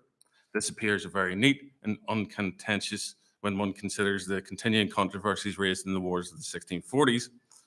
However, the narrative is riven with fabrications, began during the war, and has proliferated into the modern historiography. Now, deconstruction of assumptions about the conflict show that many of them are not supported by the evidence. Key strands in this myth, of particular concern to us, are the primitivism displayed by the Irish and the brutalities of war with a backward society. In military terms, the Irish were anything but primitive, and indeed, in many ways, they were more advanced than their English adversaries. Therefore, I'll explore how and why English and Irish writers have sought to portray the Irish as crude and unsophisticated for 400 years. Furthermore, the modern vogue of equating the closing stages of the war to genocide is founded on slightly questionable resources. And a reassessment of the contemporary accounts suggests that the horrors of Ulster were overstated at the time. It's an unpopular review later on. And later interpretations have emphasized aspects of the devastation caused by the 9 Years' War, essentially for the appropriation of blame to one side in the conflict. And we know we're all talking about the English here. Right, now primitivism, where do we go with that? Now, the 9 Years' War is represented by both the zenith of Gaelic military ability and the final destruction of the native Irish military and political power. However, there remains a popular perception that the war was a contest between the relatively backward and militarily weak Irish and the modern and comparatively sophisticated armies of Elizabeth I. But this is far from the reality of the war in Ireland at the end of the 16th century. That guy, yep, that guy, it's not the guy in the armour, it's the guy with the moustache. I can't stand him. The historian John Keegan has noted that the way people fought was an expression of native culture, and following on from this, the image of the primitive and obsolete styles of warfare by the native Irish could imply a culture which was also archaic and resistant to change. And indeed, the proclivity to or rejection of change has been an ongoing debate in the historiography of early modern Ireland. But the 9 Years' War was not a clash of cultures in which clash of cultures where the pike and shot forces of the English were being initially bested by the noble but primitive Irish in a courageous but inevitably doomed effort to throw off English rule, but one which bore all the horrors of warfare which was raging in France and the Low Countries. The stereotypical native hosts of armoured gallowglass, cairn, and Scottish mercenaries had little part to play in a war where, for the most part, military pragmatism and innovation dominated. However, there's much literature to convince the contemporary audiences that even modern historians that the Irish were base and bestial by nature. The writings of Giraldus Cambrensis perhaps form the foundations of these claims, but writing of the Irish in 1571 in his History of Ireland, Edmund Campion described the Irish as bestial, whereas in 1596, Edmund Spencer piles in by comparing the Irish to the Scythians, the archetypal barbarian from classical Greek literature. Illustrations help reinforce contemporary and modern perceptions of the Irish as unsophisticated and primitive, such as from Albert Durer in 1521 to John Derrick in 1581. It shows the Irish as decidedly archaic and medieval almost. The negative views correspondingly compounded by contemporary Irish chroniclers whose writing harked back to the golden age of warrior myth. The native representations of Irish warfare is deliberately archaized. This is evident in the accounts of the English and Irish preparations before the Battle of the Yellow Ford in 1598, as documented in the Life of Red Hugh O'Donnell by O'Clery, who described the Irish armed with traditional spears and swords, whereas the English were equipped with modern firearms and pikes. The distinction is clearly made that the English were armed and equipped with modern arms, whereas the Irish are equipped with weapons of their mythic ancestors. In reality, the Irish were far more dependent on firepower than the English.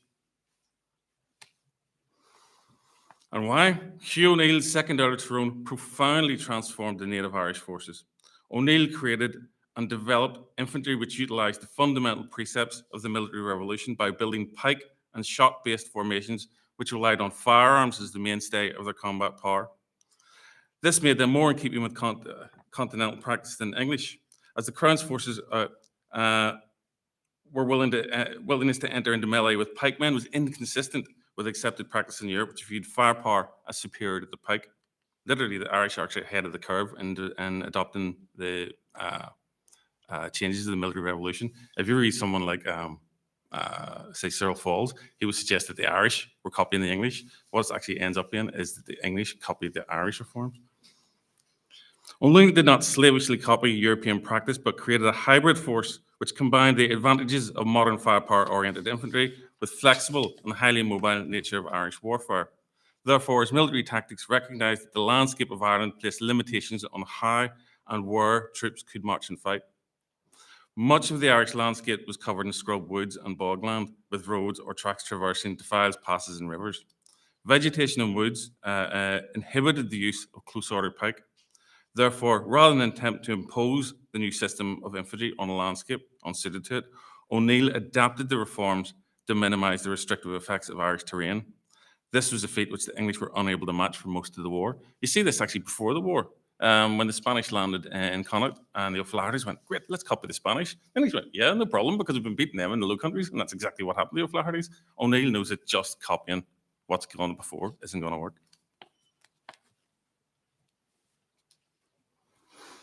During most of the major Irish victories over the English, firepower was the key to Irish success.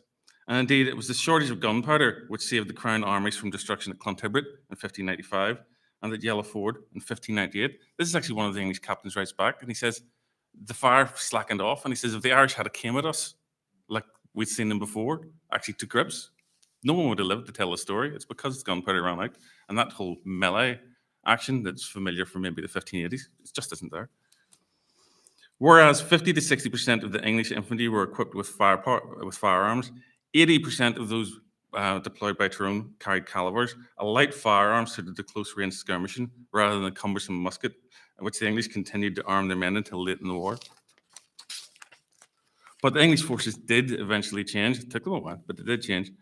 Lord Deputy Mountjoy adopted many of Tyrone's reforms to make his troops light and correspondingly more mobile in an effort to keep pace with and manoeuvre against the Irish adversaries. By the closing stages of the war, Sir George Carew was confident that Mountjoy's reformed army could easily cope with a second Spanish landing should it arrive. And this is what he was saying of the New English.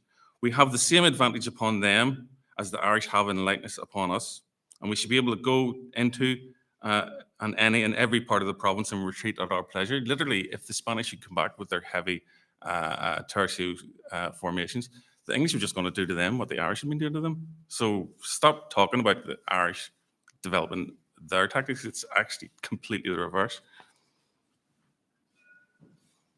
By the end of the war, it was the hybridized Irish tactics which were ascendant, not the methods used by the English at the start of the war. Even on the most superficial level, from the start of the conflict, it was actually becoming difficult to differentiate between English and Irish troops. Irish and English units came to resemble each other in both equipment and formation on the march. And this should come as no surprise, as there were frequent references to Irish troops being trained in English ranks only to defect. These similarities could have near fatal consequences. Hugh Maguire, Lord of Fermanagh, almost fell in an ambush by Captain Dowdall late in 1593 because he thought Dowdall's men were his. And at the Battle of the Yellow Ford, Captain Richard Cooney mistook Captain Billing's regiment in the distance for O'Neill's men. So clearly there's problems both at a distance and just standing beside you. That's how similar they're looking. And we're not talking troops that have been in Ireland for a long while. We're talking these are Brittany veterans and things like that. So during a close encounter in February 1600, Captain Francis Shane actually mistook Irish soldiers for his own, and he joined a column of troops marching in Offaly, and only recognized his mistake when he realized he didn't have that many men. And exactly what happened, he basically got his collar felt and took away, and of course, he got traded up in a prisoner exchange. But even when he's riding right beside him, he couldn't tell the difference. That's how much the similarities were. However, despite the sartorial similarities, others continued to dehumanize the Irish, none less so than Lord Deputy Burr, who repeatedly described Tyrone as the beast that needed to be run to ground. And Francis Jobson added in 1598 that during his 1591 survey, he found the people of Ulster as a rebellious people who cruelty God only his divine power delivered me. Jobson confirmed their barbarism by attributing the Irish strength to their semi-nomadic crates of cattle. All of this was completely untrue, as Lord Deputy Mountjoy later discovered that Irish power was based on the wealth of arable, not pastoral. You always hear this about the power and the strength and their wealth was in the cattle. When Docker was in Derry, he couldn't believe, he says there's more corn growing here, what he described as corn, than you would see in your average English shire. Okay, he burned it all to the ground, but he was still amazed when he was seeing it. The myth of Irish primitivism has led some confusion when new drafts of troops arrived in Ireland, leading to some surprise for the newcomers. In 1599, Robert Osborne, who was part of the replacement sent with the Earl of Essex, reported in a letter to his friend, this isn't an official dispatch, in England they say that they be but naked rogues, but we find them as good men as those that are sent us and better. So clearly the myth is still perpetuated in England, but when he comes face to face with them, he's like, what's going on, lads? Tyrone's destruction of Bagnall's force at the Battle of the Yellow Ford demonstrated that Irish field tactics could defeat the largest and best equipped force that England can deploy in Ireland. The English army was not overwhelmed with numbers or critically hobbled by poor leadership, even though Bagnall did do his best. Bagnall's men were outfought and routed by disciplined firepower and coordinated battlefield maneuver of Tyrone's infantry and cavalry. This victory was not a one-off, and nor should it come as a surprise. Over the previous 5 years of war, the Queen's armies had experienced repeated battlefield reverses. A shortage of gunpowder, as I said, saved Bagnall at Clontibret in 1595, and it was only a fortuitous rainstorm which prevented the destruction of Clifford's command at Ballyshannon in 1597. Literally, Clifford's column was ready to collapse in the retreat from Ballyshannon, and all his skirmishers had been forced in. And then just as the Irish closed in, it rained. And I just want to say, if there'd been anything like the Galloglass or the axe-armed or the melee-oriented infantry, Clifford would have been destroyed then there. We had to wait another year to be destroyed. But it just wasn't there. And so they managed to march away and there was no further action. Where am I now? However, a view that guerrilla or hit-and-run warfare, never ever use the G word to me again, I'm just sick and tired of hearing it. Our hit-and-run warfare, predominated during the 9 Years' War, has managed to endure into modern literature. Yet for most of the war, it was the Irish who held the field for the majority of engagements. They all say this hit-and-run. In the first 13 engagements of the war, the Irish held the ground on 12 of them. So who's actually running and who's actually hitting?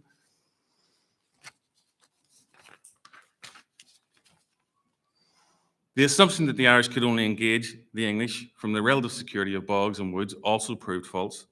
O'Neill's defeat at Kinsale has overshadowed other occasions when Confederate force successfully engaged English troops in the open, such as Mullabrack in County Armagh in 1585, the Toher in County Offaly in 1600, and Benburb in Tyrone in 1601.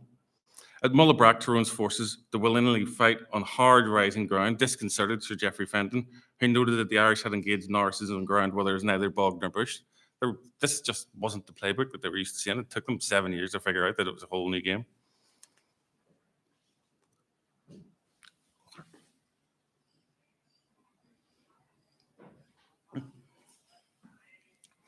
Mountjoy's encounter with the Irish fighting in the open near Benburb in 1601 was possibly the most strategically important.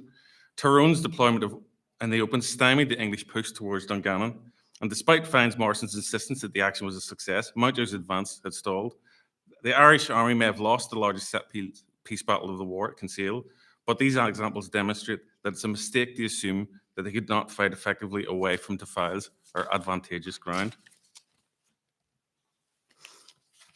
And the nature of the conflict has led many to believe that the war was defensive with a focus on fighting in and around Ulster. And this appears due to O'Neill's sophisticated strategy which fooled the Crown for much of the war. At an operational level, O'Neill used overt military campaigns to draw the English forces away from areas where the Irish sought to expand their political and therefore economic dominance. Irish operations sought to disperse or distract English commanders, ensuring their troops were poorly sighted or unable to effectively engage O'Neill and his allies. In other words, the sharpest sword is no use if it's in the wrong place. Often O'Neill invited English attacks, causing the war from 1593 to 99 to appear strategically defensive, but in reality it was quite the reverse. The Irish use of deception and displacement supported the broader strategic needs, and during the closing months of 1596, O'Neill blockaded the garrison Armagh, compelling the Lord Deputy to gather his field army at Dundalk, where they could march the Armagh under the leadership of Sir John Norris. As a major engagement appeared imminent, O'Neill relented and allowed the fort to be resupplied. And with the government forces now concentrated in the east, O'Donnell embarked on his raids targeting Clanrickard, Athlone and Athenry and burnt to the suburbs of Galway. Only when it was too late did it become apparent that Norris had been deliberately drawn away to allow O'Donnell free rein in the west. O'Neill's strategy may have convinced later historical analysis into thinking that the war was defensive, and often when examining the course of the war, one is inclined to concentrate on the fighting. After all, that's the focus of the actual action and responsible for the consumption of lives and treasure. Therefore, it followed that it should be the site of the greatest importance as the point. Oh, everyone looks where the guns are. No, that's where all the sexy stuff's happening. That's where you'd make the movie, but that's not where you should be looking. However, to paraphrase the Duke of Alba, war is not about fighting, it's about winning. Therefore, for O'Neill, killing the English troops is not an end in itself, as disease could kill English armies far more efficiently and cheaper than Irish guns. No, O'Neill normally only engaged English troops in open combat to support or realise broader strategic aims that were outside the region's experience in intensive military activity. In other words, to find O'Neill's success in the war, you have to stop looking at the battles. Examination of the pattern of military escalation and Irish raiding, it became evident that the fighting served to leave the rest of the country open to attack by O'Neill and his allies. The English could not be strong everywhere, therefore concentrating forces to combat against O'Neill meant that the country was left vulnerable to Confederate raids. These raids encouraged others to join O'Neill's Confederation and served to impress on regions attacked that it was O'Neill and not the Crown who was in charge. This is of huge importance in a society where loyalty could be predicated on the perceptions of military strength. What he does, he has a big force here and lots of small forces. You either concentrate to face it and then they get free rein, or you break up to hit the raiding parties, and then O'Neill's main force has got nothing to stop it. So it's called mixed war. Beyond the bloody narrative of combat, the behaviour of the Irish was reported as barbaric and outside the prescribed norms of civilised warfare in England and the continent. The 9 Years' War has often been portrayed as a no-holds-barred conflict, which brutality was the norm. Bloodshed and cataclysmic famine in Ulster, which brought the war to its close, has helped cement this image. Now, wars in Ireland generated a reputation in Europe as one of uncommon savagery. Publications, according, surprisingly enough, the bulk of that savagery to the Irish. But contemporary texts authored by John Derrick, Fynes Morrison, and Edmund Spencer all portrayed the Irish and the Irish wars as uncompromisingly barbaric and bloodthirsty. However, from the start of the war, the Confederate Irish forces showed a greater proclivity to taking prisoners than the Crown troops. Despite Fynes Morrison's claims that the Irish never spared any captives, examination of the actions throughout the war proved that Morrison's assertion is entirely false. Indeed, close interaction between the Irish and Old English families meant that individuals could be saved due to associations before the war. But being bereft of friends in the Irish ranks or value as a capital did not necessarily condemn the less fortunate individuals to a grisly fate. The garrisons of both the Blackwater forts were permitted to capitulate and leave their charges on terms in 1595 and 1598. And following the defeat at the Battle of the Yellow Ford, the shattered remnants of Marshal Henry Bagnall's army were allowed to retreat on terms. Moreover, and this is the more surprising bit that most people get, Tyrone agreed to care for the English wounded and sent them south when they were fit to travel. There's a huge amount of men that were burned in a powder explosion and they weren't fit to travel. He agreed and he looked after them and sent them to Newry when they were ready. So what that tells us, one, he was willing to do it, but two, English officers were also confident enough on his word that it would happen. Where's all this Irish bloodthirstiness now? Furthermore, it showed that despite the accusations of barbarity and cruelty by Morrison experienced, English officers such as Wingfield and Cooney had enough confidence in O'Neill's promises to leave 60 incapacitated men in Irish custody. O'Neill and his allies recognised early on that the war against the Crown Army could be harmed more by desertion and surrenders than in battle. And this was facilitated by offering liberal terms of surrender and providing generous support and even incentives to the deserters from the Royal Army. And O'Neill even established a system for transporting English deserters out of Ireland. And this was seen at the garrison in Derry, where troops began to desert to the Irish soon after their landing in May 1600. And in January the next year, Captain Humphrey Willis reported that the men were deserting due to a public proclamation by O'Neill that they would receive safe conduct in the aid of food and a passport and transport to Scotland. Actually got to the point where they had to pass a law in Scotland making it illegal for Scottish lords to take English deserters as tenants. The events in historiography of the 9 Years' War may have produced a skewed interpretation of the activities of the Irish, but the royal cause has not escaped unscathed. Moreover, the fallacies about the Irish have often been repackaged in the romantic image of a brave but hopeless cause of the primitive native. However, the English campaigns have been interpreted by some as an unrestrained butchery, typical of the behaviour of colonial conquest of Perfidian Albion. Now, there was a few stars that were doing that, but overall. The Ulster famine of 1602 is often used as an example of the English brutality.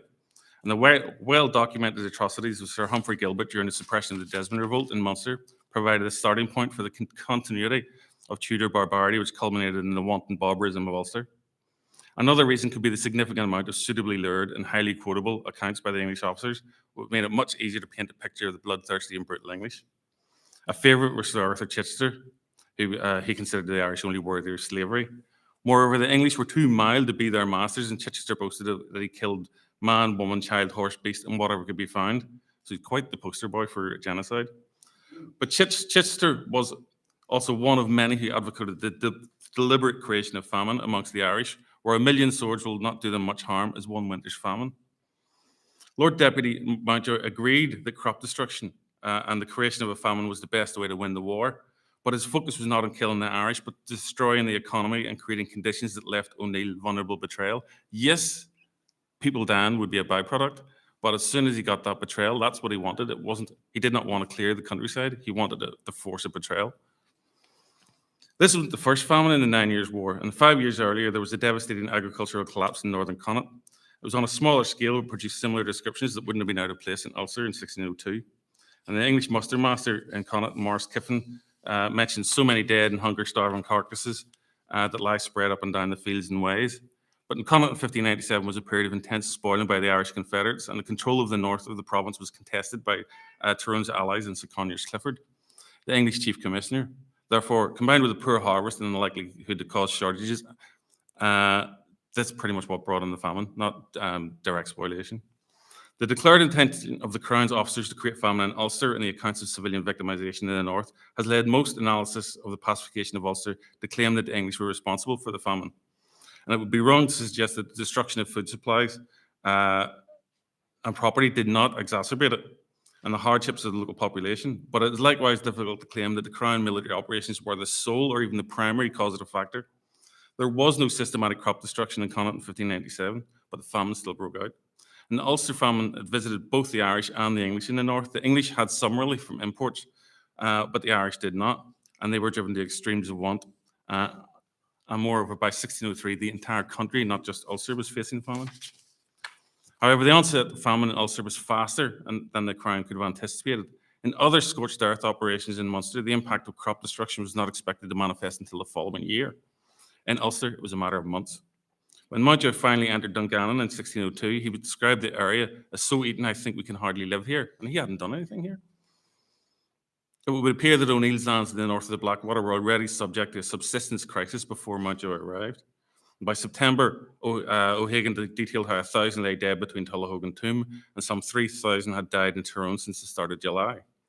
Given that Mountjoy found Tyrone in a poor state when he arrived, the short time taken for the horror stories to emerge, it was likely that Mountjoy's campaign coincided with an emerging disaster.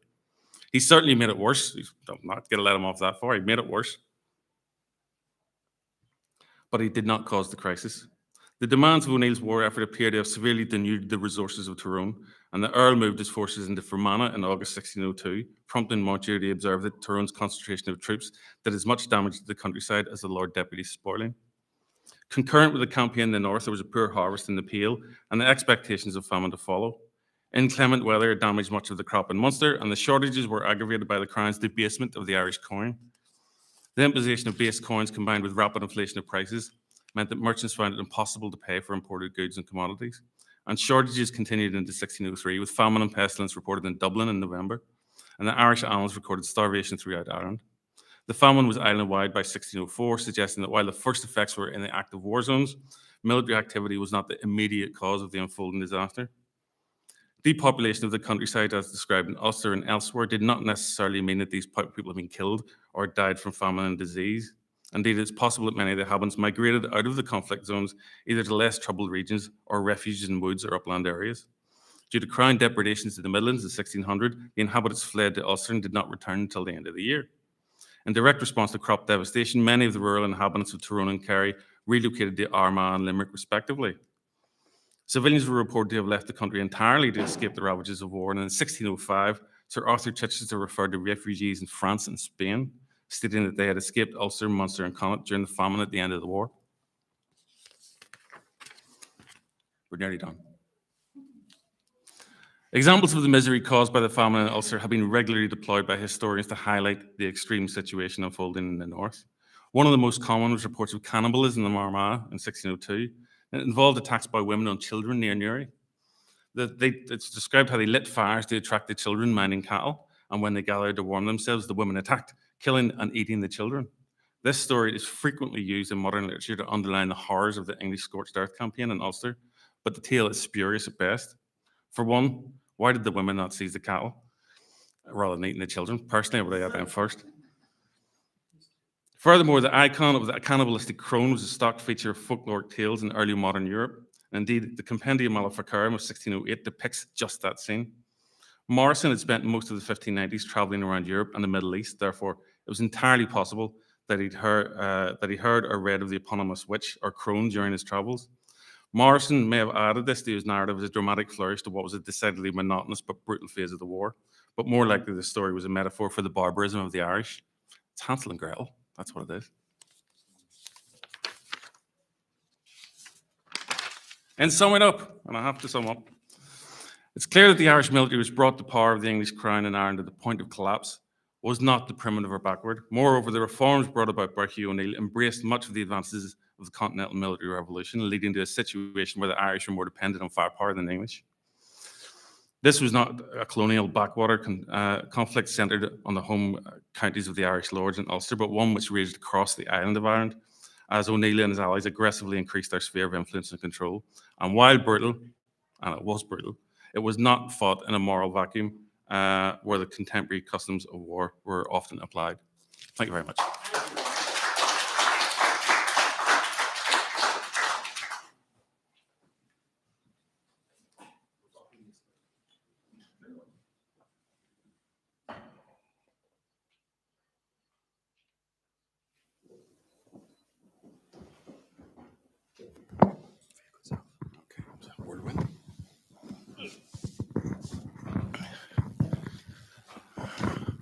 So James, thank you very much for a really insightful discussion there in regard to the military revolution, I suppose we can term it, from the Gaelic Irish side, and particularly the armies of Éamor O'Neill.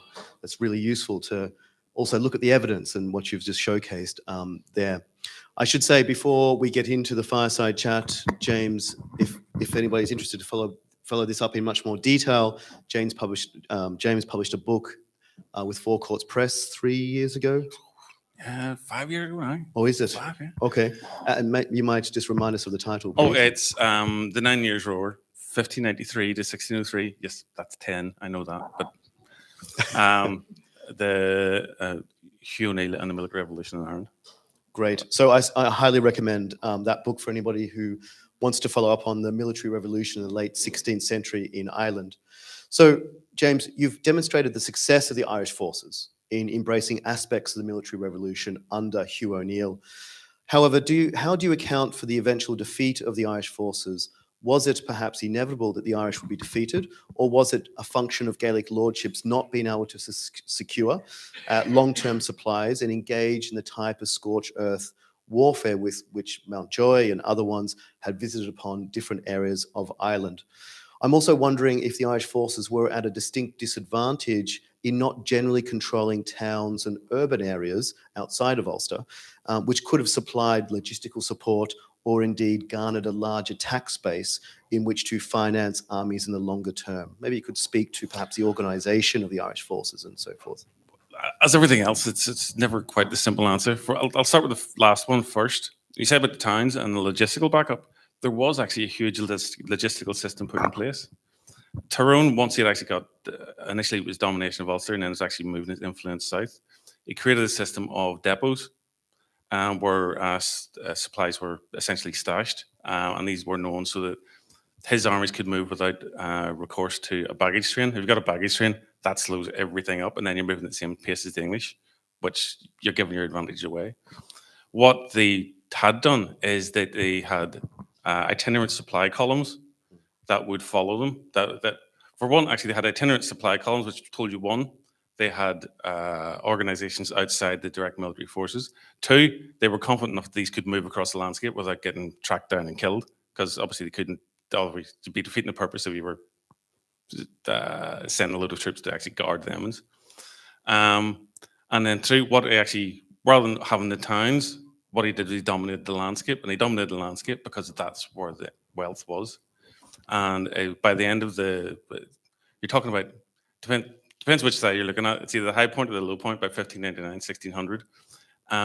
He's getting black rents and making deals with landowners and people who are producing the agricultural wealth all the way to Cork. And this money is coming in. The kind of money that was coming in that, when I mentioned the debasement, they actually debased, and the initial things they always say, well, they debased the money because they were running out of money. They didn't do that. That was part of it. But they debased the money because O'Neill and his Confederates had control of all the money in Ireland. And what they needed to do was draw that gold and that silver that could be used for international imports out of the country and replace it with stuff that foreign markets wouldn't take. That's how much they dominated the economy. And it was only later on when Mountjoy starts eroding the network of alliances, and he does it quite cleverly. One, he realizes that O'Neill can actually affect regional cooperation. He can have something done in Offaly that will affect something in County Down. That's the level of cooperation he's got going. Mountjoy realizes this is what happens, so then he gets Dockra, lands up in Derry, and O'Neill has to draw some troops back to contain that. When he does that, then his ability to make people do what he wants, especially in the Midlands, starts to erode. And then one of the first people always say, well, Mountjoy did this and he had campaigns. His first thing he did is he actually cut through the Midlands and cut that line of supply from north and south.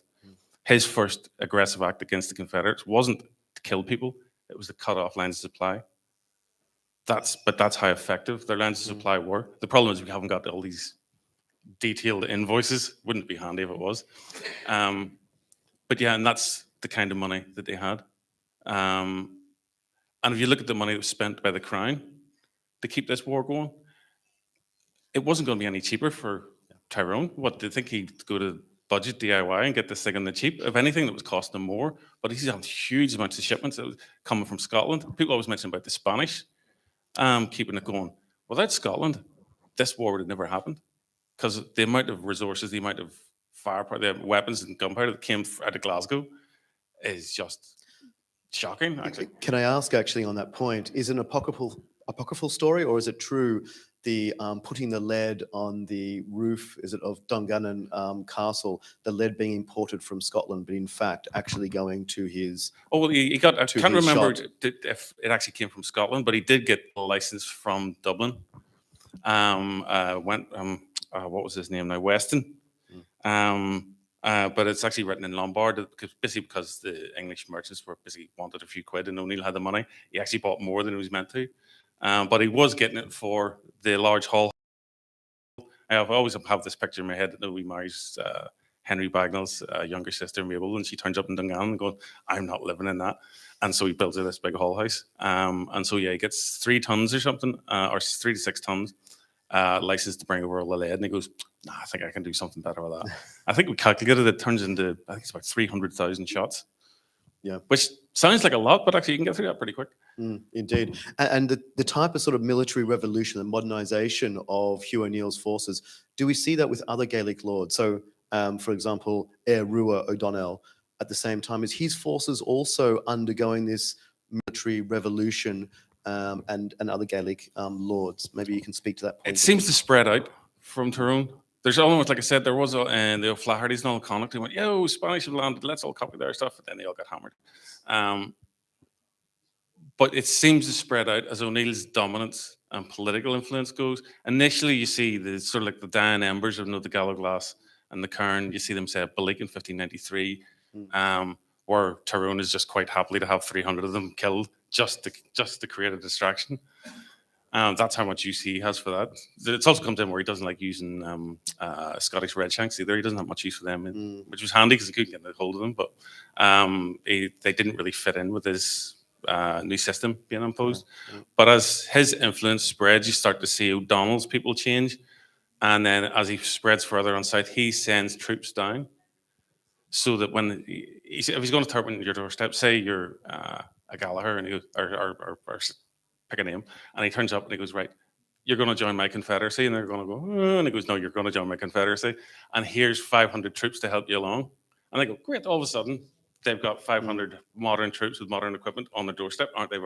But they become the model for everyone else. So as you see his influence spread south, every time you see English troops being engaged, there's no one getting hit with axes anymore. There's no one getting hit with spears anymore. Everyone's getting shot. And then how you actually see you were talking about how things start to go on the slide, because invariably it does. This is Irish history we're talking about. It's because that supply line gets cut. O'Neill wrongly concentrates supply of gunpowder in the north with a supply into the south. When Mountjoy cuts that, they've transformed all these forces into pike and shot like he wanted them. But when the gunpowder runs out, you go, Jesus, we're going to have to use the pike now. And the pike aren't trained for that. The pike aren't trained like English pike. English pike are armored and they work in close formation. Irish pike are light, more like the Spanish pica seca. They're not armored and they move in loose order because they have to be able to keep up with the light formations. But then, and they're really only there to act as a screen against the English cavalry. That's all. Or they can actually, in some cases, when the English start to rout, then you can send them in.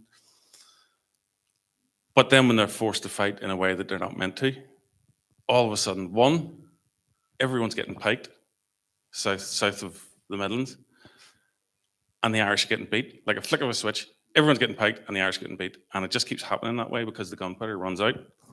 And then when you get the conceal, God, because you do have to get the conceal, I'm going to have to mention it. For some reason, and they say, was it the Spanish made them do it? Was it for whatever reason? I've talked this through and through with Hiram Morgan and Damien Shields around and we still can't agree. He deploys in a formation that they'd never deployed in before, 2,000 men in sort of like this Spanish, I know it's not a tertiary, but in a large pike battalion, that his force composition won't allow. You can't actually make these things unless they're like big pike corps, and he's, 1/5 of his troops are pike. He just didn't have enough for that. So either he's given a shot pike, or most of them are shot. So they're fighting in a way that they've never trained before. And they're far from home in the middle of winter. And then the one thing that he doesn't manage to reform, Tyrone never ever manages to reform the Irish cavalry, possibly because it's a noble elite who are more resistant. Remember, he transformed the Gallowglass and the shot the space of 5 years, it's gone. All of a sudden, this tradition and ways of fighting, it's just not there. Not so the Irish horse. The Irish horse is resistant to change. And possibly, and he gets them all the toys. He gets them all the armor like the English light cavalry. He gets them the guns like the English light cavalry. But just because you get them all the toys doesn't mean they're going to fight that way. And so then that's a conceal. That's something goes wrong with the plan. O'Neill's forced to take up a defensive position. Then once the English cavalry actually engage close with the Irish, they retreat because that's not the way they're meant to fight. And then they break through this large English formation, or that large 2,000-man formation. It starts to come apart, and then nothing's more contagious than panic. And well, you know how this story ends. Mm. So is it reasonable to think if there were two factors were perhaps different, so it's a what if of history, that perhaps the outcome of the 9 Years' War could have also ended differently? So the first factor I put to you is, what if Spanish reinforcements were sent not to Kinsale, but directly to Ulster or into Sligo or further up north, thus averting the need to march south to link up with the Spanish forces? And also the other factor, what if the submission of O'Neill occurred after the death of Elizabeth? Well, it actually did, but before the news had reached O'Neill himself, and if in fact the submission was done to King James, given those links cultivated for many years between O'Neill and the Scottish court as well. So I wonder that potentially James may have been more lenient on O'Neill. I'm wondering if you could speak to the what ifs of the 9 Years' War. You might know on Twitter, I never get into counterfactuals. But we'll do it today because it's a lovely sunny day. What if, again, you have to remember that O'Neill was on the back foot. Everyone always thinks, oh, but he's turning up the Kinsale, we're all going to hammer the English. In the first year, actually, 1601, O'Neill was very much on the back foot. He just about managed to hold Mountjoy in Blackwater. As much as it was a last roll of the dice for Mountjoy, it was actually a last roll of the dice for Tyrone as well. So just saying, if you stick them further up here, might have been okay. You might have sent them further up there, and they got another storm, and we'll be talking about a different disaster. Because we know how it is with the Spanish trying to land in the west of Ireland. So yeah, it's difficult to play that what if, but Tyrone was already in a tough spot by 1601. So just saying, yes, the whole thing did come as close as literally the entire fate of history could have turned on the fate of a cannonball. Remember that a cannonball went through Mountjoy's tent? That's as is the nature of Irish history. Sometimes there's a lot of either very unlucky or very lucky cannonballs. But yeah, that's how closely it is. So see when people say, oh, well, the Irish could never win. The Irish very nearly did win. That was the one where letters were getting written at the start of 1600 going, this near lost kingdom. Because apart from what was in the towns, the locals were paying rent or tax, for the want of a better word, into this confederation. That's how close it came. So when people say, oh, they could never win, that's absolute nonsense. But the counterfactuals are difficult. The other counterfactual is, would he have actually got better terms if he'd waited? To tell you the truth, I can't see how much he would have got better terms. It was almost like no harm, no foul at Mellifont. Elizabeth had already said he's not going to be. She'd made it clear he is not to keep his titles. And Cecil, Sir Robert Cecil, and Mountjoy had sort of got together. No, we know what this is what you said, but. And they sort of cooked up this deal of, well, get what you can, and then sure, this is literally in a letter where he's going, and I'll just have a word with her, and it's all going to be okay. So that, because what was he described as, sort of like the efforts of good subjects, because we know what she means, no, and when we offer it this, so that was always going to be on the cards. So what more you would have expected Tyrone to get from Mellifont, apart from the slap in the wrist and back, I don't really know. James, who I have my own theories, I think essentially was running his own proxy war as well, because he was thinking about the English crown. He's thinking, well, even though they said, well, the Infanta was never going to get it, he didn't know that. He thought it was a potential, there was always going to be a chance. And so there's definitely going to be no Spanish threat as long as we've got this wee war going in Ireland. You will notice that as soon as he gets the war, he gets offered the crown essentially by Cecil's in 1602. So like, don't worry, the fix is in, big lad. He switches off the gun tap in Glasgow. All of a sudden, he cracks down on the imports from Scotland. There's nothing for Tyrone to rebuild because he can't get the arms in. So how much more he would have got? Jesus, he was out hunting with the guy a couple of months later. and where was it? It was down on the Thames. The name escapes me, but geez, if it couldn't have ended any happier for him that day, I'm not really quite much more you would have got. Okay, yeah, you have things that happen much later on with Davies and Chichester, which you couldn't have predicted.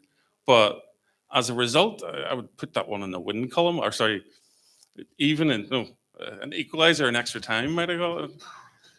Yeah, interesting. Thank you. And certainly, I acknowledge it's quite difficult to talk about the what ifs, and there's so many variables indeed in that. So look, we might open it up for a couple of questions from the floor. If there's any questions, please raise your hand and wait until the microphone comes to you. For Michael down here.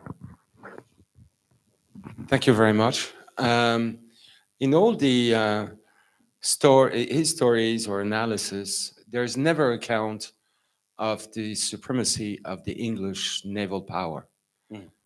And I mean, this is really a question in terms of logistics, in terms of ability to transfer troops, but also material and sustain new troops all the time. That supremacy, I think, was key. Could you comment on this, or is that a fantasy of mine? Oh no, it's absolutely fundamental. It's one of the strengths that their naval power allows them to move. Well, essentially at will. The Tyrone didn't have anything that would like a few galleys and a few ships to interdict some of the traffic.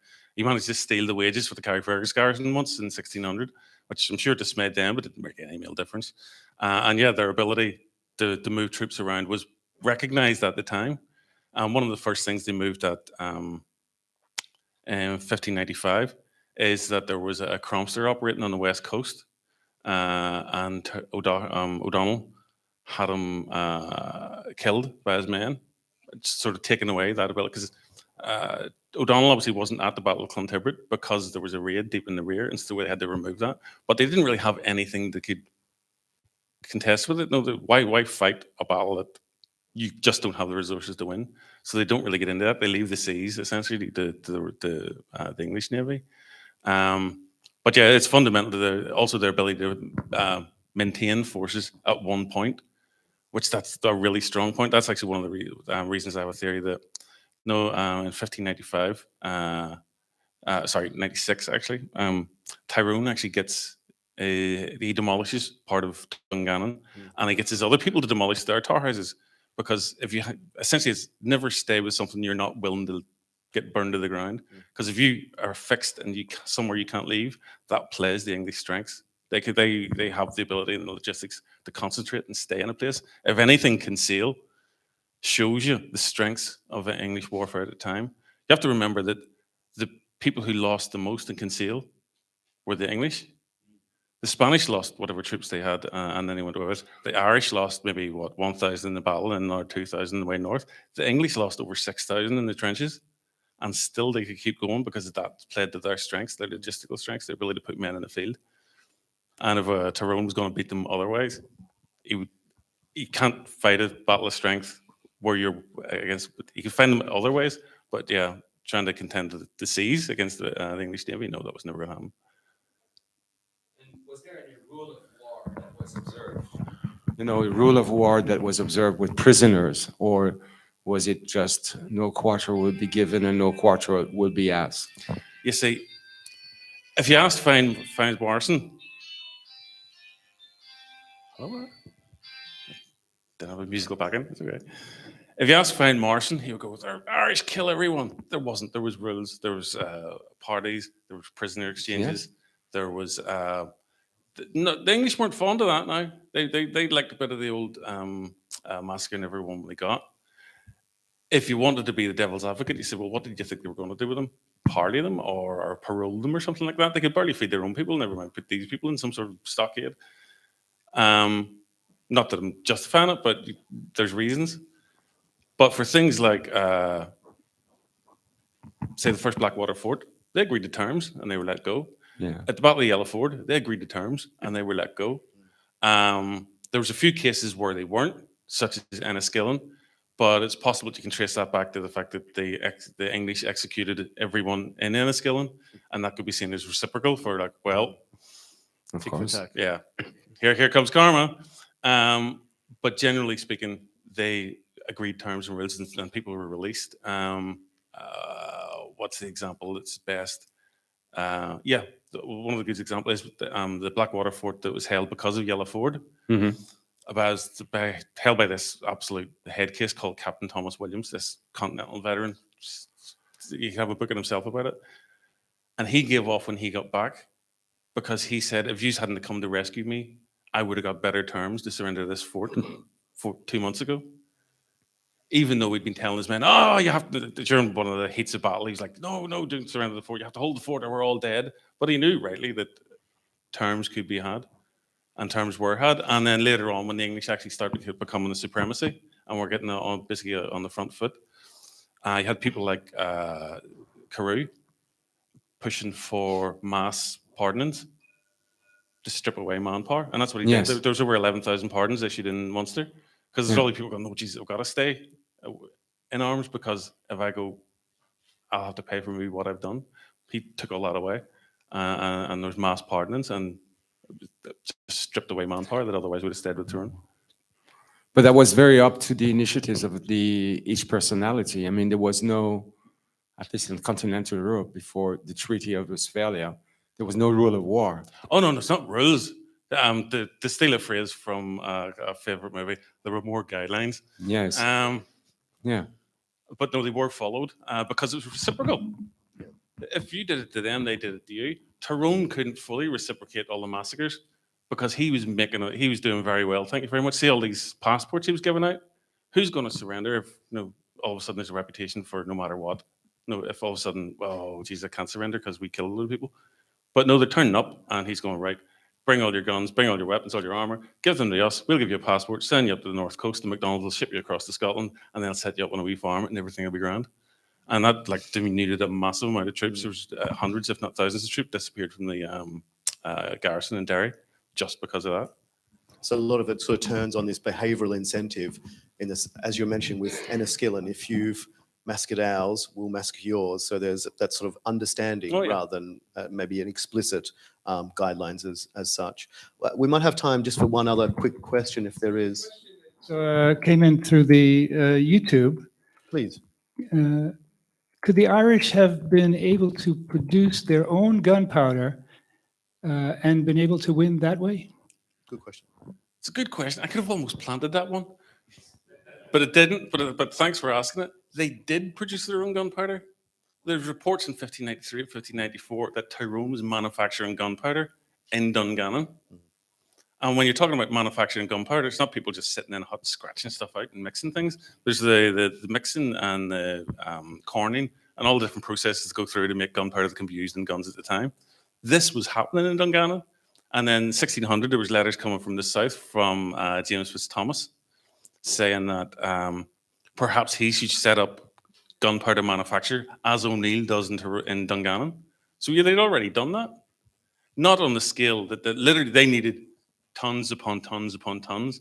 But the fact is that there was an initiation of a gunpowder manufacture in Dungannon at the time and in Munster. So you can see the way they were thinking. They also set up manufacture of weapons as well. It couldn't meet the manufacturing and the needs. But the fact is that there was a start of a manufacturing process. Never did. Never did. If you think of if the Irish are more dependent on gunpowder than the English, and the English were getting shipments into Dublin, that we're talking like 6 tons, 7 tons, 8 tons at a time. And then 6 months later, they're looking for more. How much more are the Irish getting? Was there any reinforcements coming from Spain of gunpowder, pikes, muskets prior to the landing of the Spanish at Kinsale? Oh, absolutely. That actually caused O'Donnell to flip the lid at one point because, flip the lid's a historical term, because they were expecting to have a landing in 1580s. Actually, they were expecting to land in 1586. That didn't work out. They're expecting to land in 1587. That didn't work out. And then when O'Donnell turns up to Killybegs, when he hears the Spanish are there, and they've just got all these like 1,000 or so pike and 3,000 guns and several 100 barrels of gunpowder. O'Donnell does nothing, says what they've basically led us on with this paltry amount of weapons. So yes, they did help with supplies, but that was more evidence of their commitment as opposed to they need this to keep the war going. It was mostly Scottish supplies coming in. Any other questions there, or we might, just one quick one here, please. The Confederacy and the unity, but O'Neill and O'Donnell had to fight their way down to Kinsale, you know, like the Earl of Thomond and the McCarthy's of Musgrave, and many more. They fought against the. The thing is, they didn't fight a single engagement on the way down. O'Neill had actually, they went down separately, obviously, and that's where O'Donnell does the famous sidestep at Carew and leaves him at the pass, and he's famous for that. And then he went into Connaught, and there was no engagements because there was no one there. Everyone was at Kinsale. That's Mountjoy bet a lot, and so what O'Neill had done, they always say, well, O'Neill took ages getting down. O'Neill had done what he'd always done. He'd done it to Burr very effectively in 1597. He says, everyone's down there. I'm going to wreck the place up here. So he went around the pale, burning everything, going, is he coming? No. Burn a wee bit more. Is he coming? No, he's still not coming. And there's letters go down to Mountjoy going, O'Neill's up here wrecking the place. Will you send something up? And Mountjoy goes, no, that's what he wants me to do. I'll be staying down here. And his line was, if we win here, all Ireland is ours. If Tyrone wins here, all Ireland is his. It was all bet there. And so they actually come down, essentially untouched. It's when they're going back. That's where it happens. That's where everyone goes, Jesus, I don't want to be on the wrong side here. And so everyone and anyone has a crack at them. And so they lose twice as many troops on the way back north as they do in the battle. That's when the big losses happen. And that's when they realize, well, Tyrone's aura of invincibility isn't there anymore. Okay, Sinead, I think we'll wrap it up there. So thank you very much. And this concludes... So thank you, James. This concludes our series of lectures for this year's Cultural Summit. So I just would like to just once again, please join me in thanking all of the speakers for today.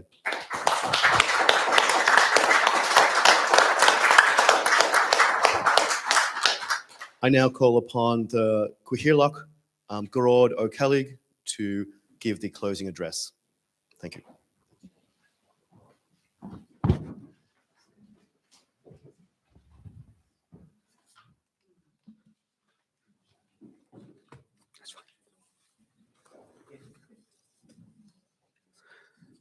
Thank you, Drs. Egan, Dr. O'Neill. Thank you very much indeed. Most enlightening. May I begin by repeating the regrets of our patron President Higgins, who is unavailable to attend due to being abroad on official business. He has sent his good wishes with the hope that the reasons for his unavailability on this occasion will be appreciated. Were it not for our history of neighborliness described by Drs. O'Neill and Egan this afternoon, we might not be blamed for being irritated by the usurpation of this date chosen by the board last year and well ahead of the announcement that the Taoiseach of the Windsor family in England is today being ceremonially presented with his slot nori, or rod of kinship. In any event, Clans of Ireland is an all-Ireland organisation, and I would like to particularly thank those who are in attendance and who might have otherwise wished to participate in the inauguration ceremony in London. When I was first elected as Cathaoirleach in 2015, Clans of Ireland was a less complex organisation. Certainly, there were lots of ideas and aspirations floating around, but in part due to the progress of information technology, and dare I say, mainly due to a board that has not been afraid to harness the technology to implement those evolving ideas and aspirations, much has been achieved. Normally, in an organization that is growing aspirationally, there is a corresponding growth in income as milestones of success are achieved, generally resulting in more staff being employed.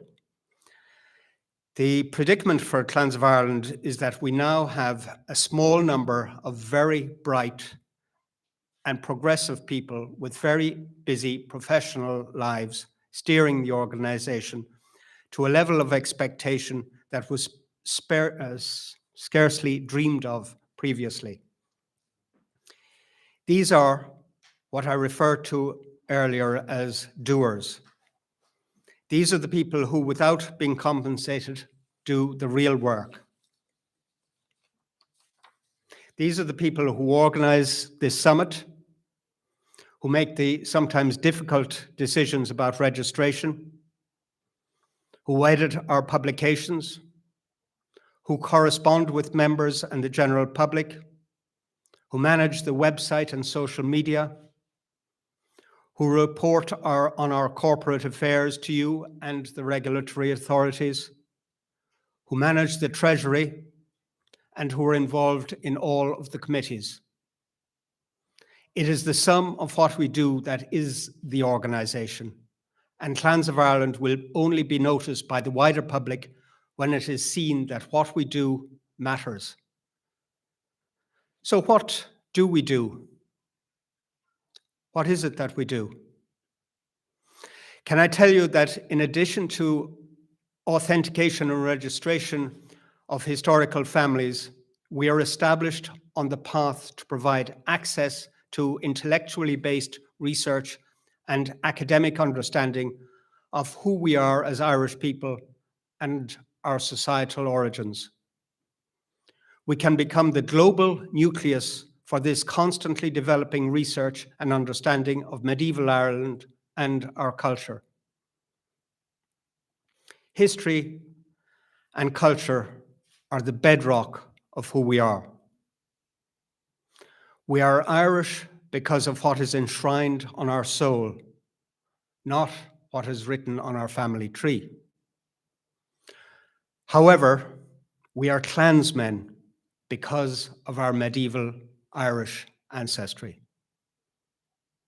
Undoubtedly, you will be aware that we are currently progressing with the publication of a contemporaneously edited version of the great Gaelic genealogical work, Linea Antiqua. This is advancing on schedule, and having completed this transcription, we are now entering the editorial phase. This is an enormous project, and I would like to thank all of you who have already supported it. By way, on a related matter, Luke has asked me to mention again that there are still some copies of the last anthology of essays, Gaelic Ireland, Lordship, Saints and Learning. As he said, these can be published from the Wordwell books directly, wordwell.com or thereabouts. Clans of Ireland will no longer suffer from the admission to the register of clans of cartoonish applicants who would usurp the dignity of medieval Irish ancestry. There were skeptics who considered that this board was arrogant when we declared that we wanted the quality of membership to grow rather than the quantity. There is certainly room for quantitative growth, but my belief is that this should be led by cultural authenticity. Ireland is not being judged by our size, but message that we articulate.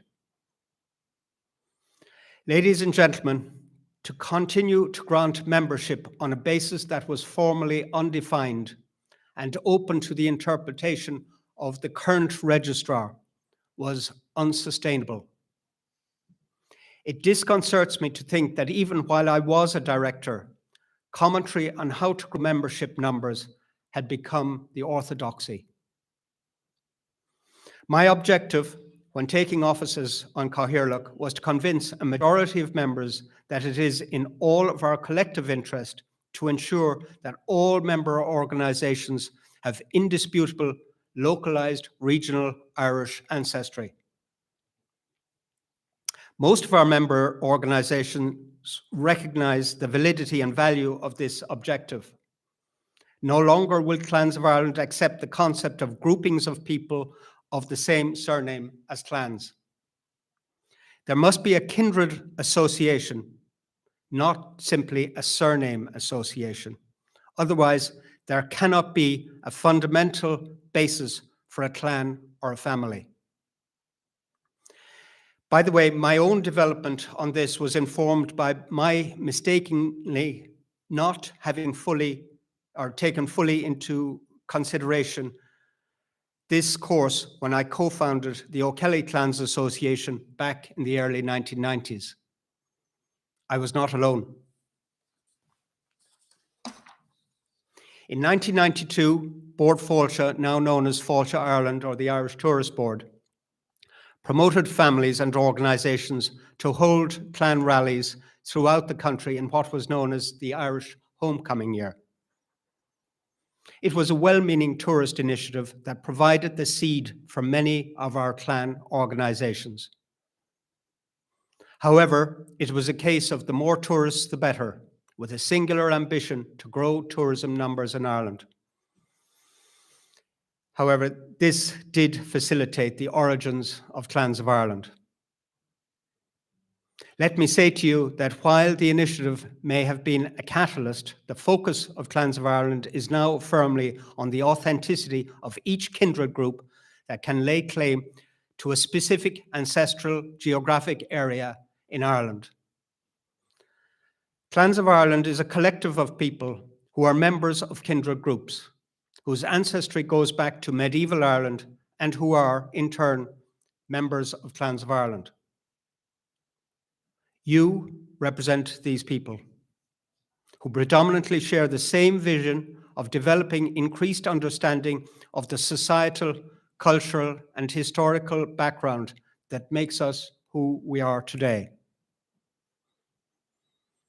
This year, we have set in place protocols to help protect the organization and from now on, the board, through the registration committee with strengthened protocols. We'll be vigilant in ensuring that we admit only authentic kindred groups led by genuine people of indisputable Irish ancestry to the Registrar of Clans. I am optimistic that the best days of Clans of Ireland are ahead, but I know that we cannot grow if our aspirations are improbable or are powered by optimism alone. I am confident that your board, with expanded committees, will provide not only sunshine, but substance. I am confident that with your full support, we can define a path towards becoming the global nucleus for constantly developing research and a growing understanding of Ireland's historical kindred groups.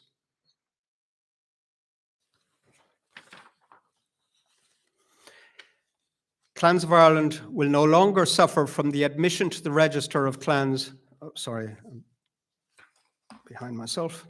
We are setting a more distant course while certainly not losing our anchor. We have already navigated our organizational vessel out to the open sea by availing of renewed sources of power.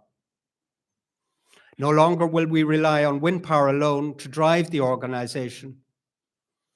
No longer will we use the hope of sunshine in Ireland as a source of optimism. From now on, we will utilize the brains of each member organization as we intensify our patronage of research and academic understanding of Irish clans and ancient Irish society. The expansion of committees will further the decentralization of aspirational development. The board will have a more constant ear open to the voices of members when every clan, every member organization is represented at committee level. This will lead to an increased flow of information and consequently greater mutual understanding between the members and the board. Membership of committees offers an opportunity for an increased level of engagement, which brings its own rewards as we aid the development of research and understanding of Ireland's historical kindred groups. Now, I would like to ask you about the relationship that your clan organization has with the Tuatha of its origin. Peter, you and I had a very interesting discussion last night about this. And I would say to everyone else Is it sentimental or symbiotic? Is being a member of your clan an exercise in an artificial Irishness associated with delusional aristocracy or aristocratic ancestry and its trappings?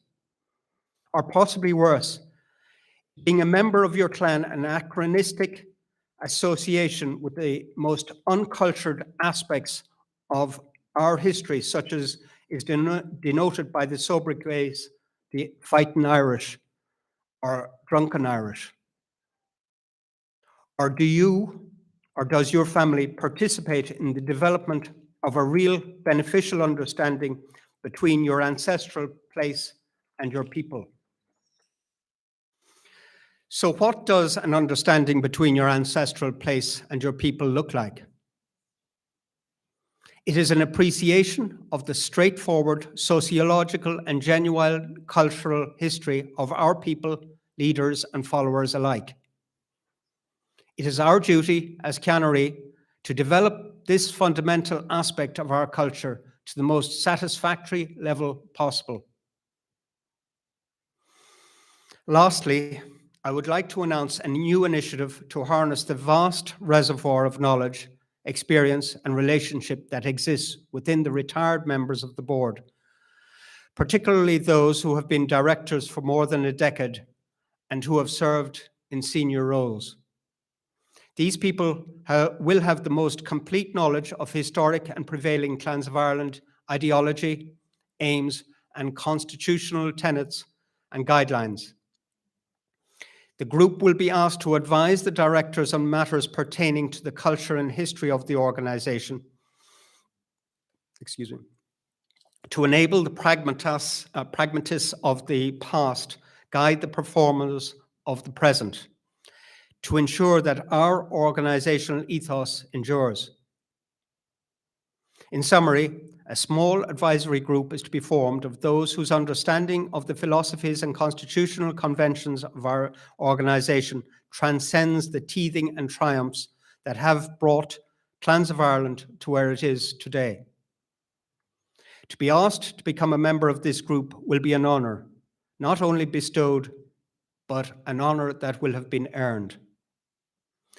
This small group of notables will be known as Corlin na Hólish, or the Council of Knowledge. Now, I would like to finish by thanking those who participated in this year's summit, particularly those whose understanding, particularly those who are not normally involved in the management of Clans of Ireland. And I have lost my notes. Perhaps the first.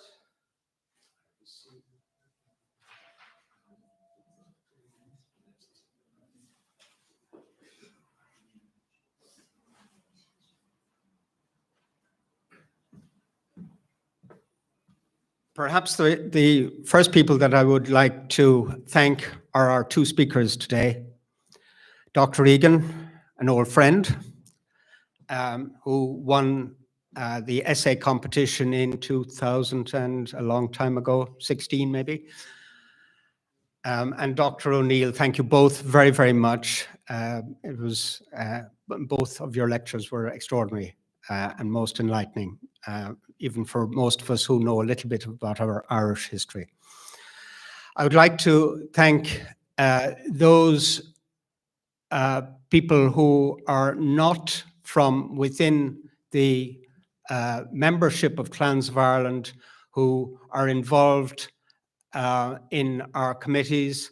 Mention was made earlier of Dr. Catherine Sims, who is involved in the adjudication of the essay competition every year. I'd like to thank Dr. Ed Walsh, who is sitting down at the back here hiding. He has come aboard and is one of the people who is involved in adjudicating on the Order of Merit. There are others as well, of course, and I hope that others will become involved in the coming years. I won't forget, of course, Dr. Nollig O'Marilla, who has been a great friend to Clans of Ireland for many, many years and is involved in many, many facets. I think that is about it. I'm getting a signal down there from Karen that it's time that we went for a drink.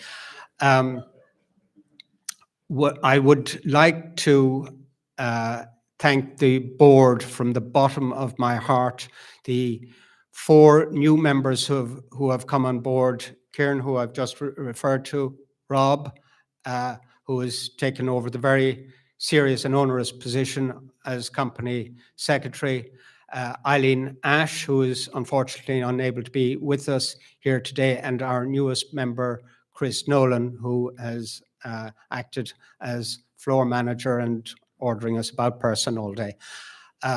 So these are the new people on the board. I would like to thank obviously the older people who have remained on the board and are continuing to do stellar work, who you all know, and I'm not going to name them. And obviously, as I named the people this morning who have retired, our old friends who have retired. So I'll end by thanking them. And I would like to say that I hope that Bart would like to be thanked, he said. The club, yes. Well, I'll be thanking them later. But I hope that all of you will be joining us for our gala dinner tonight.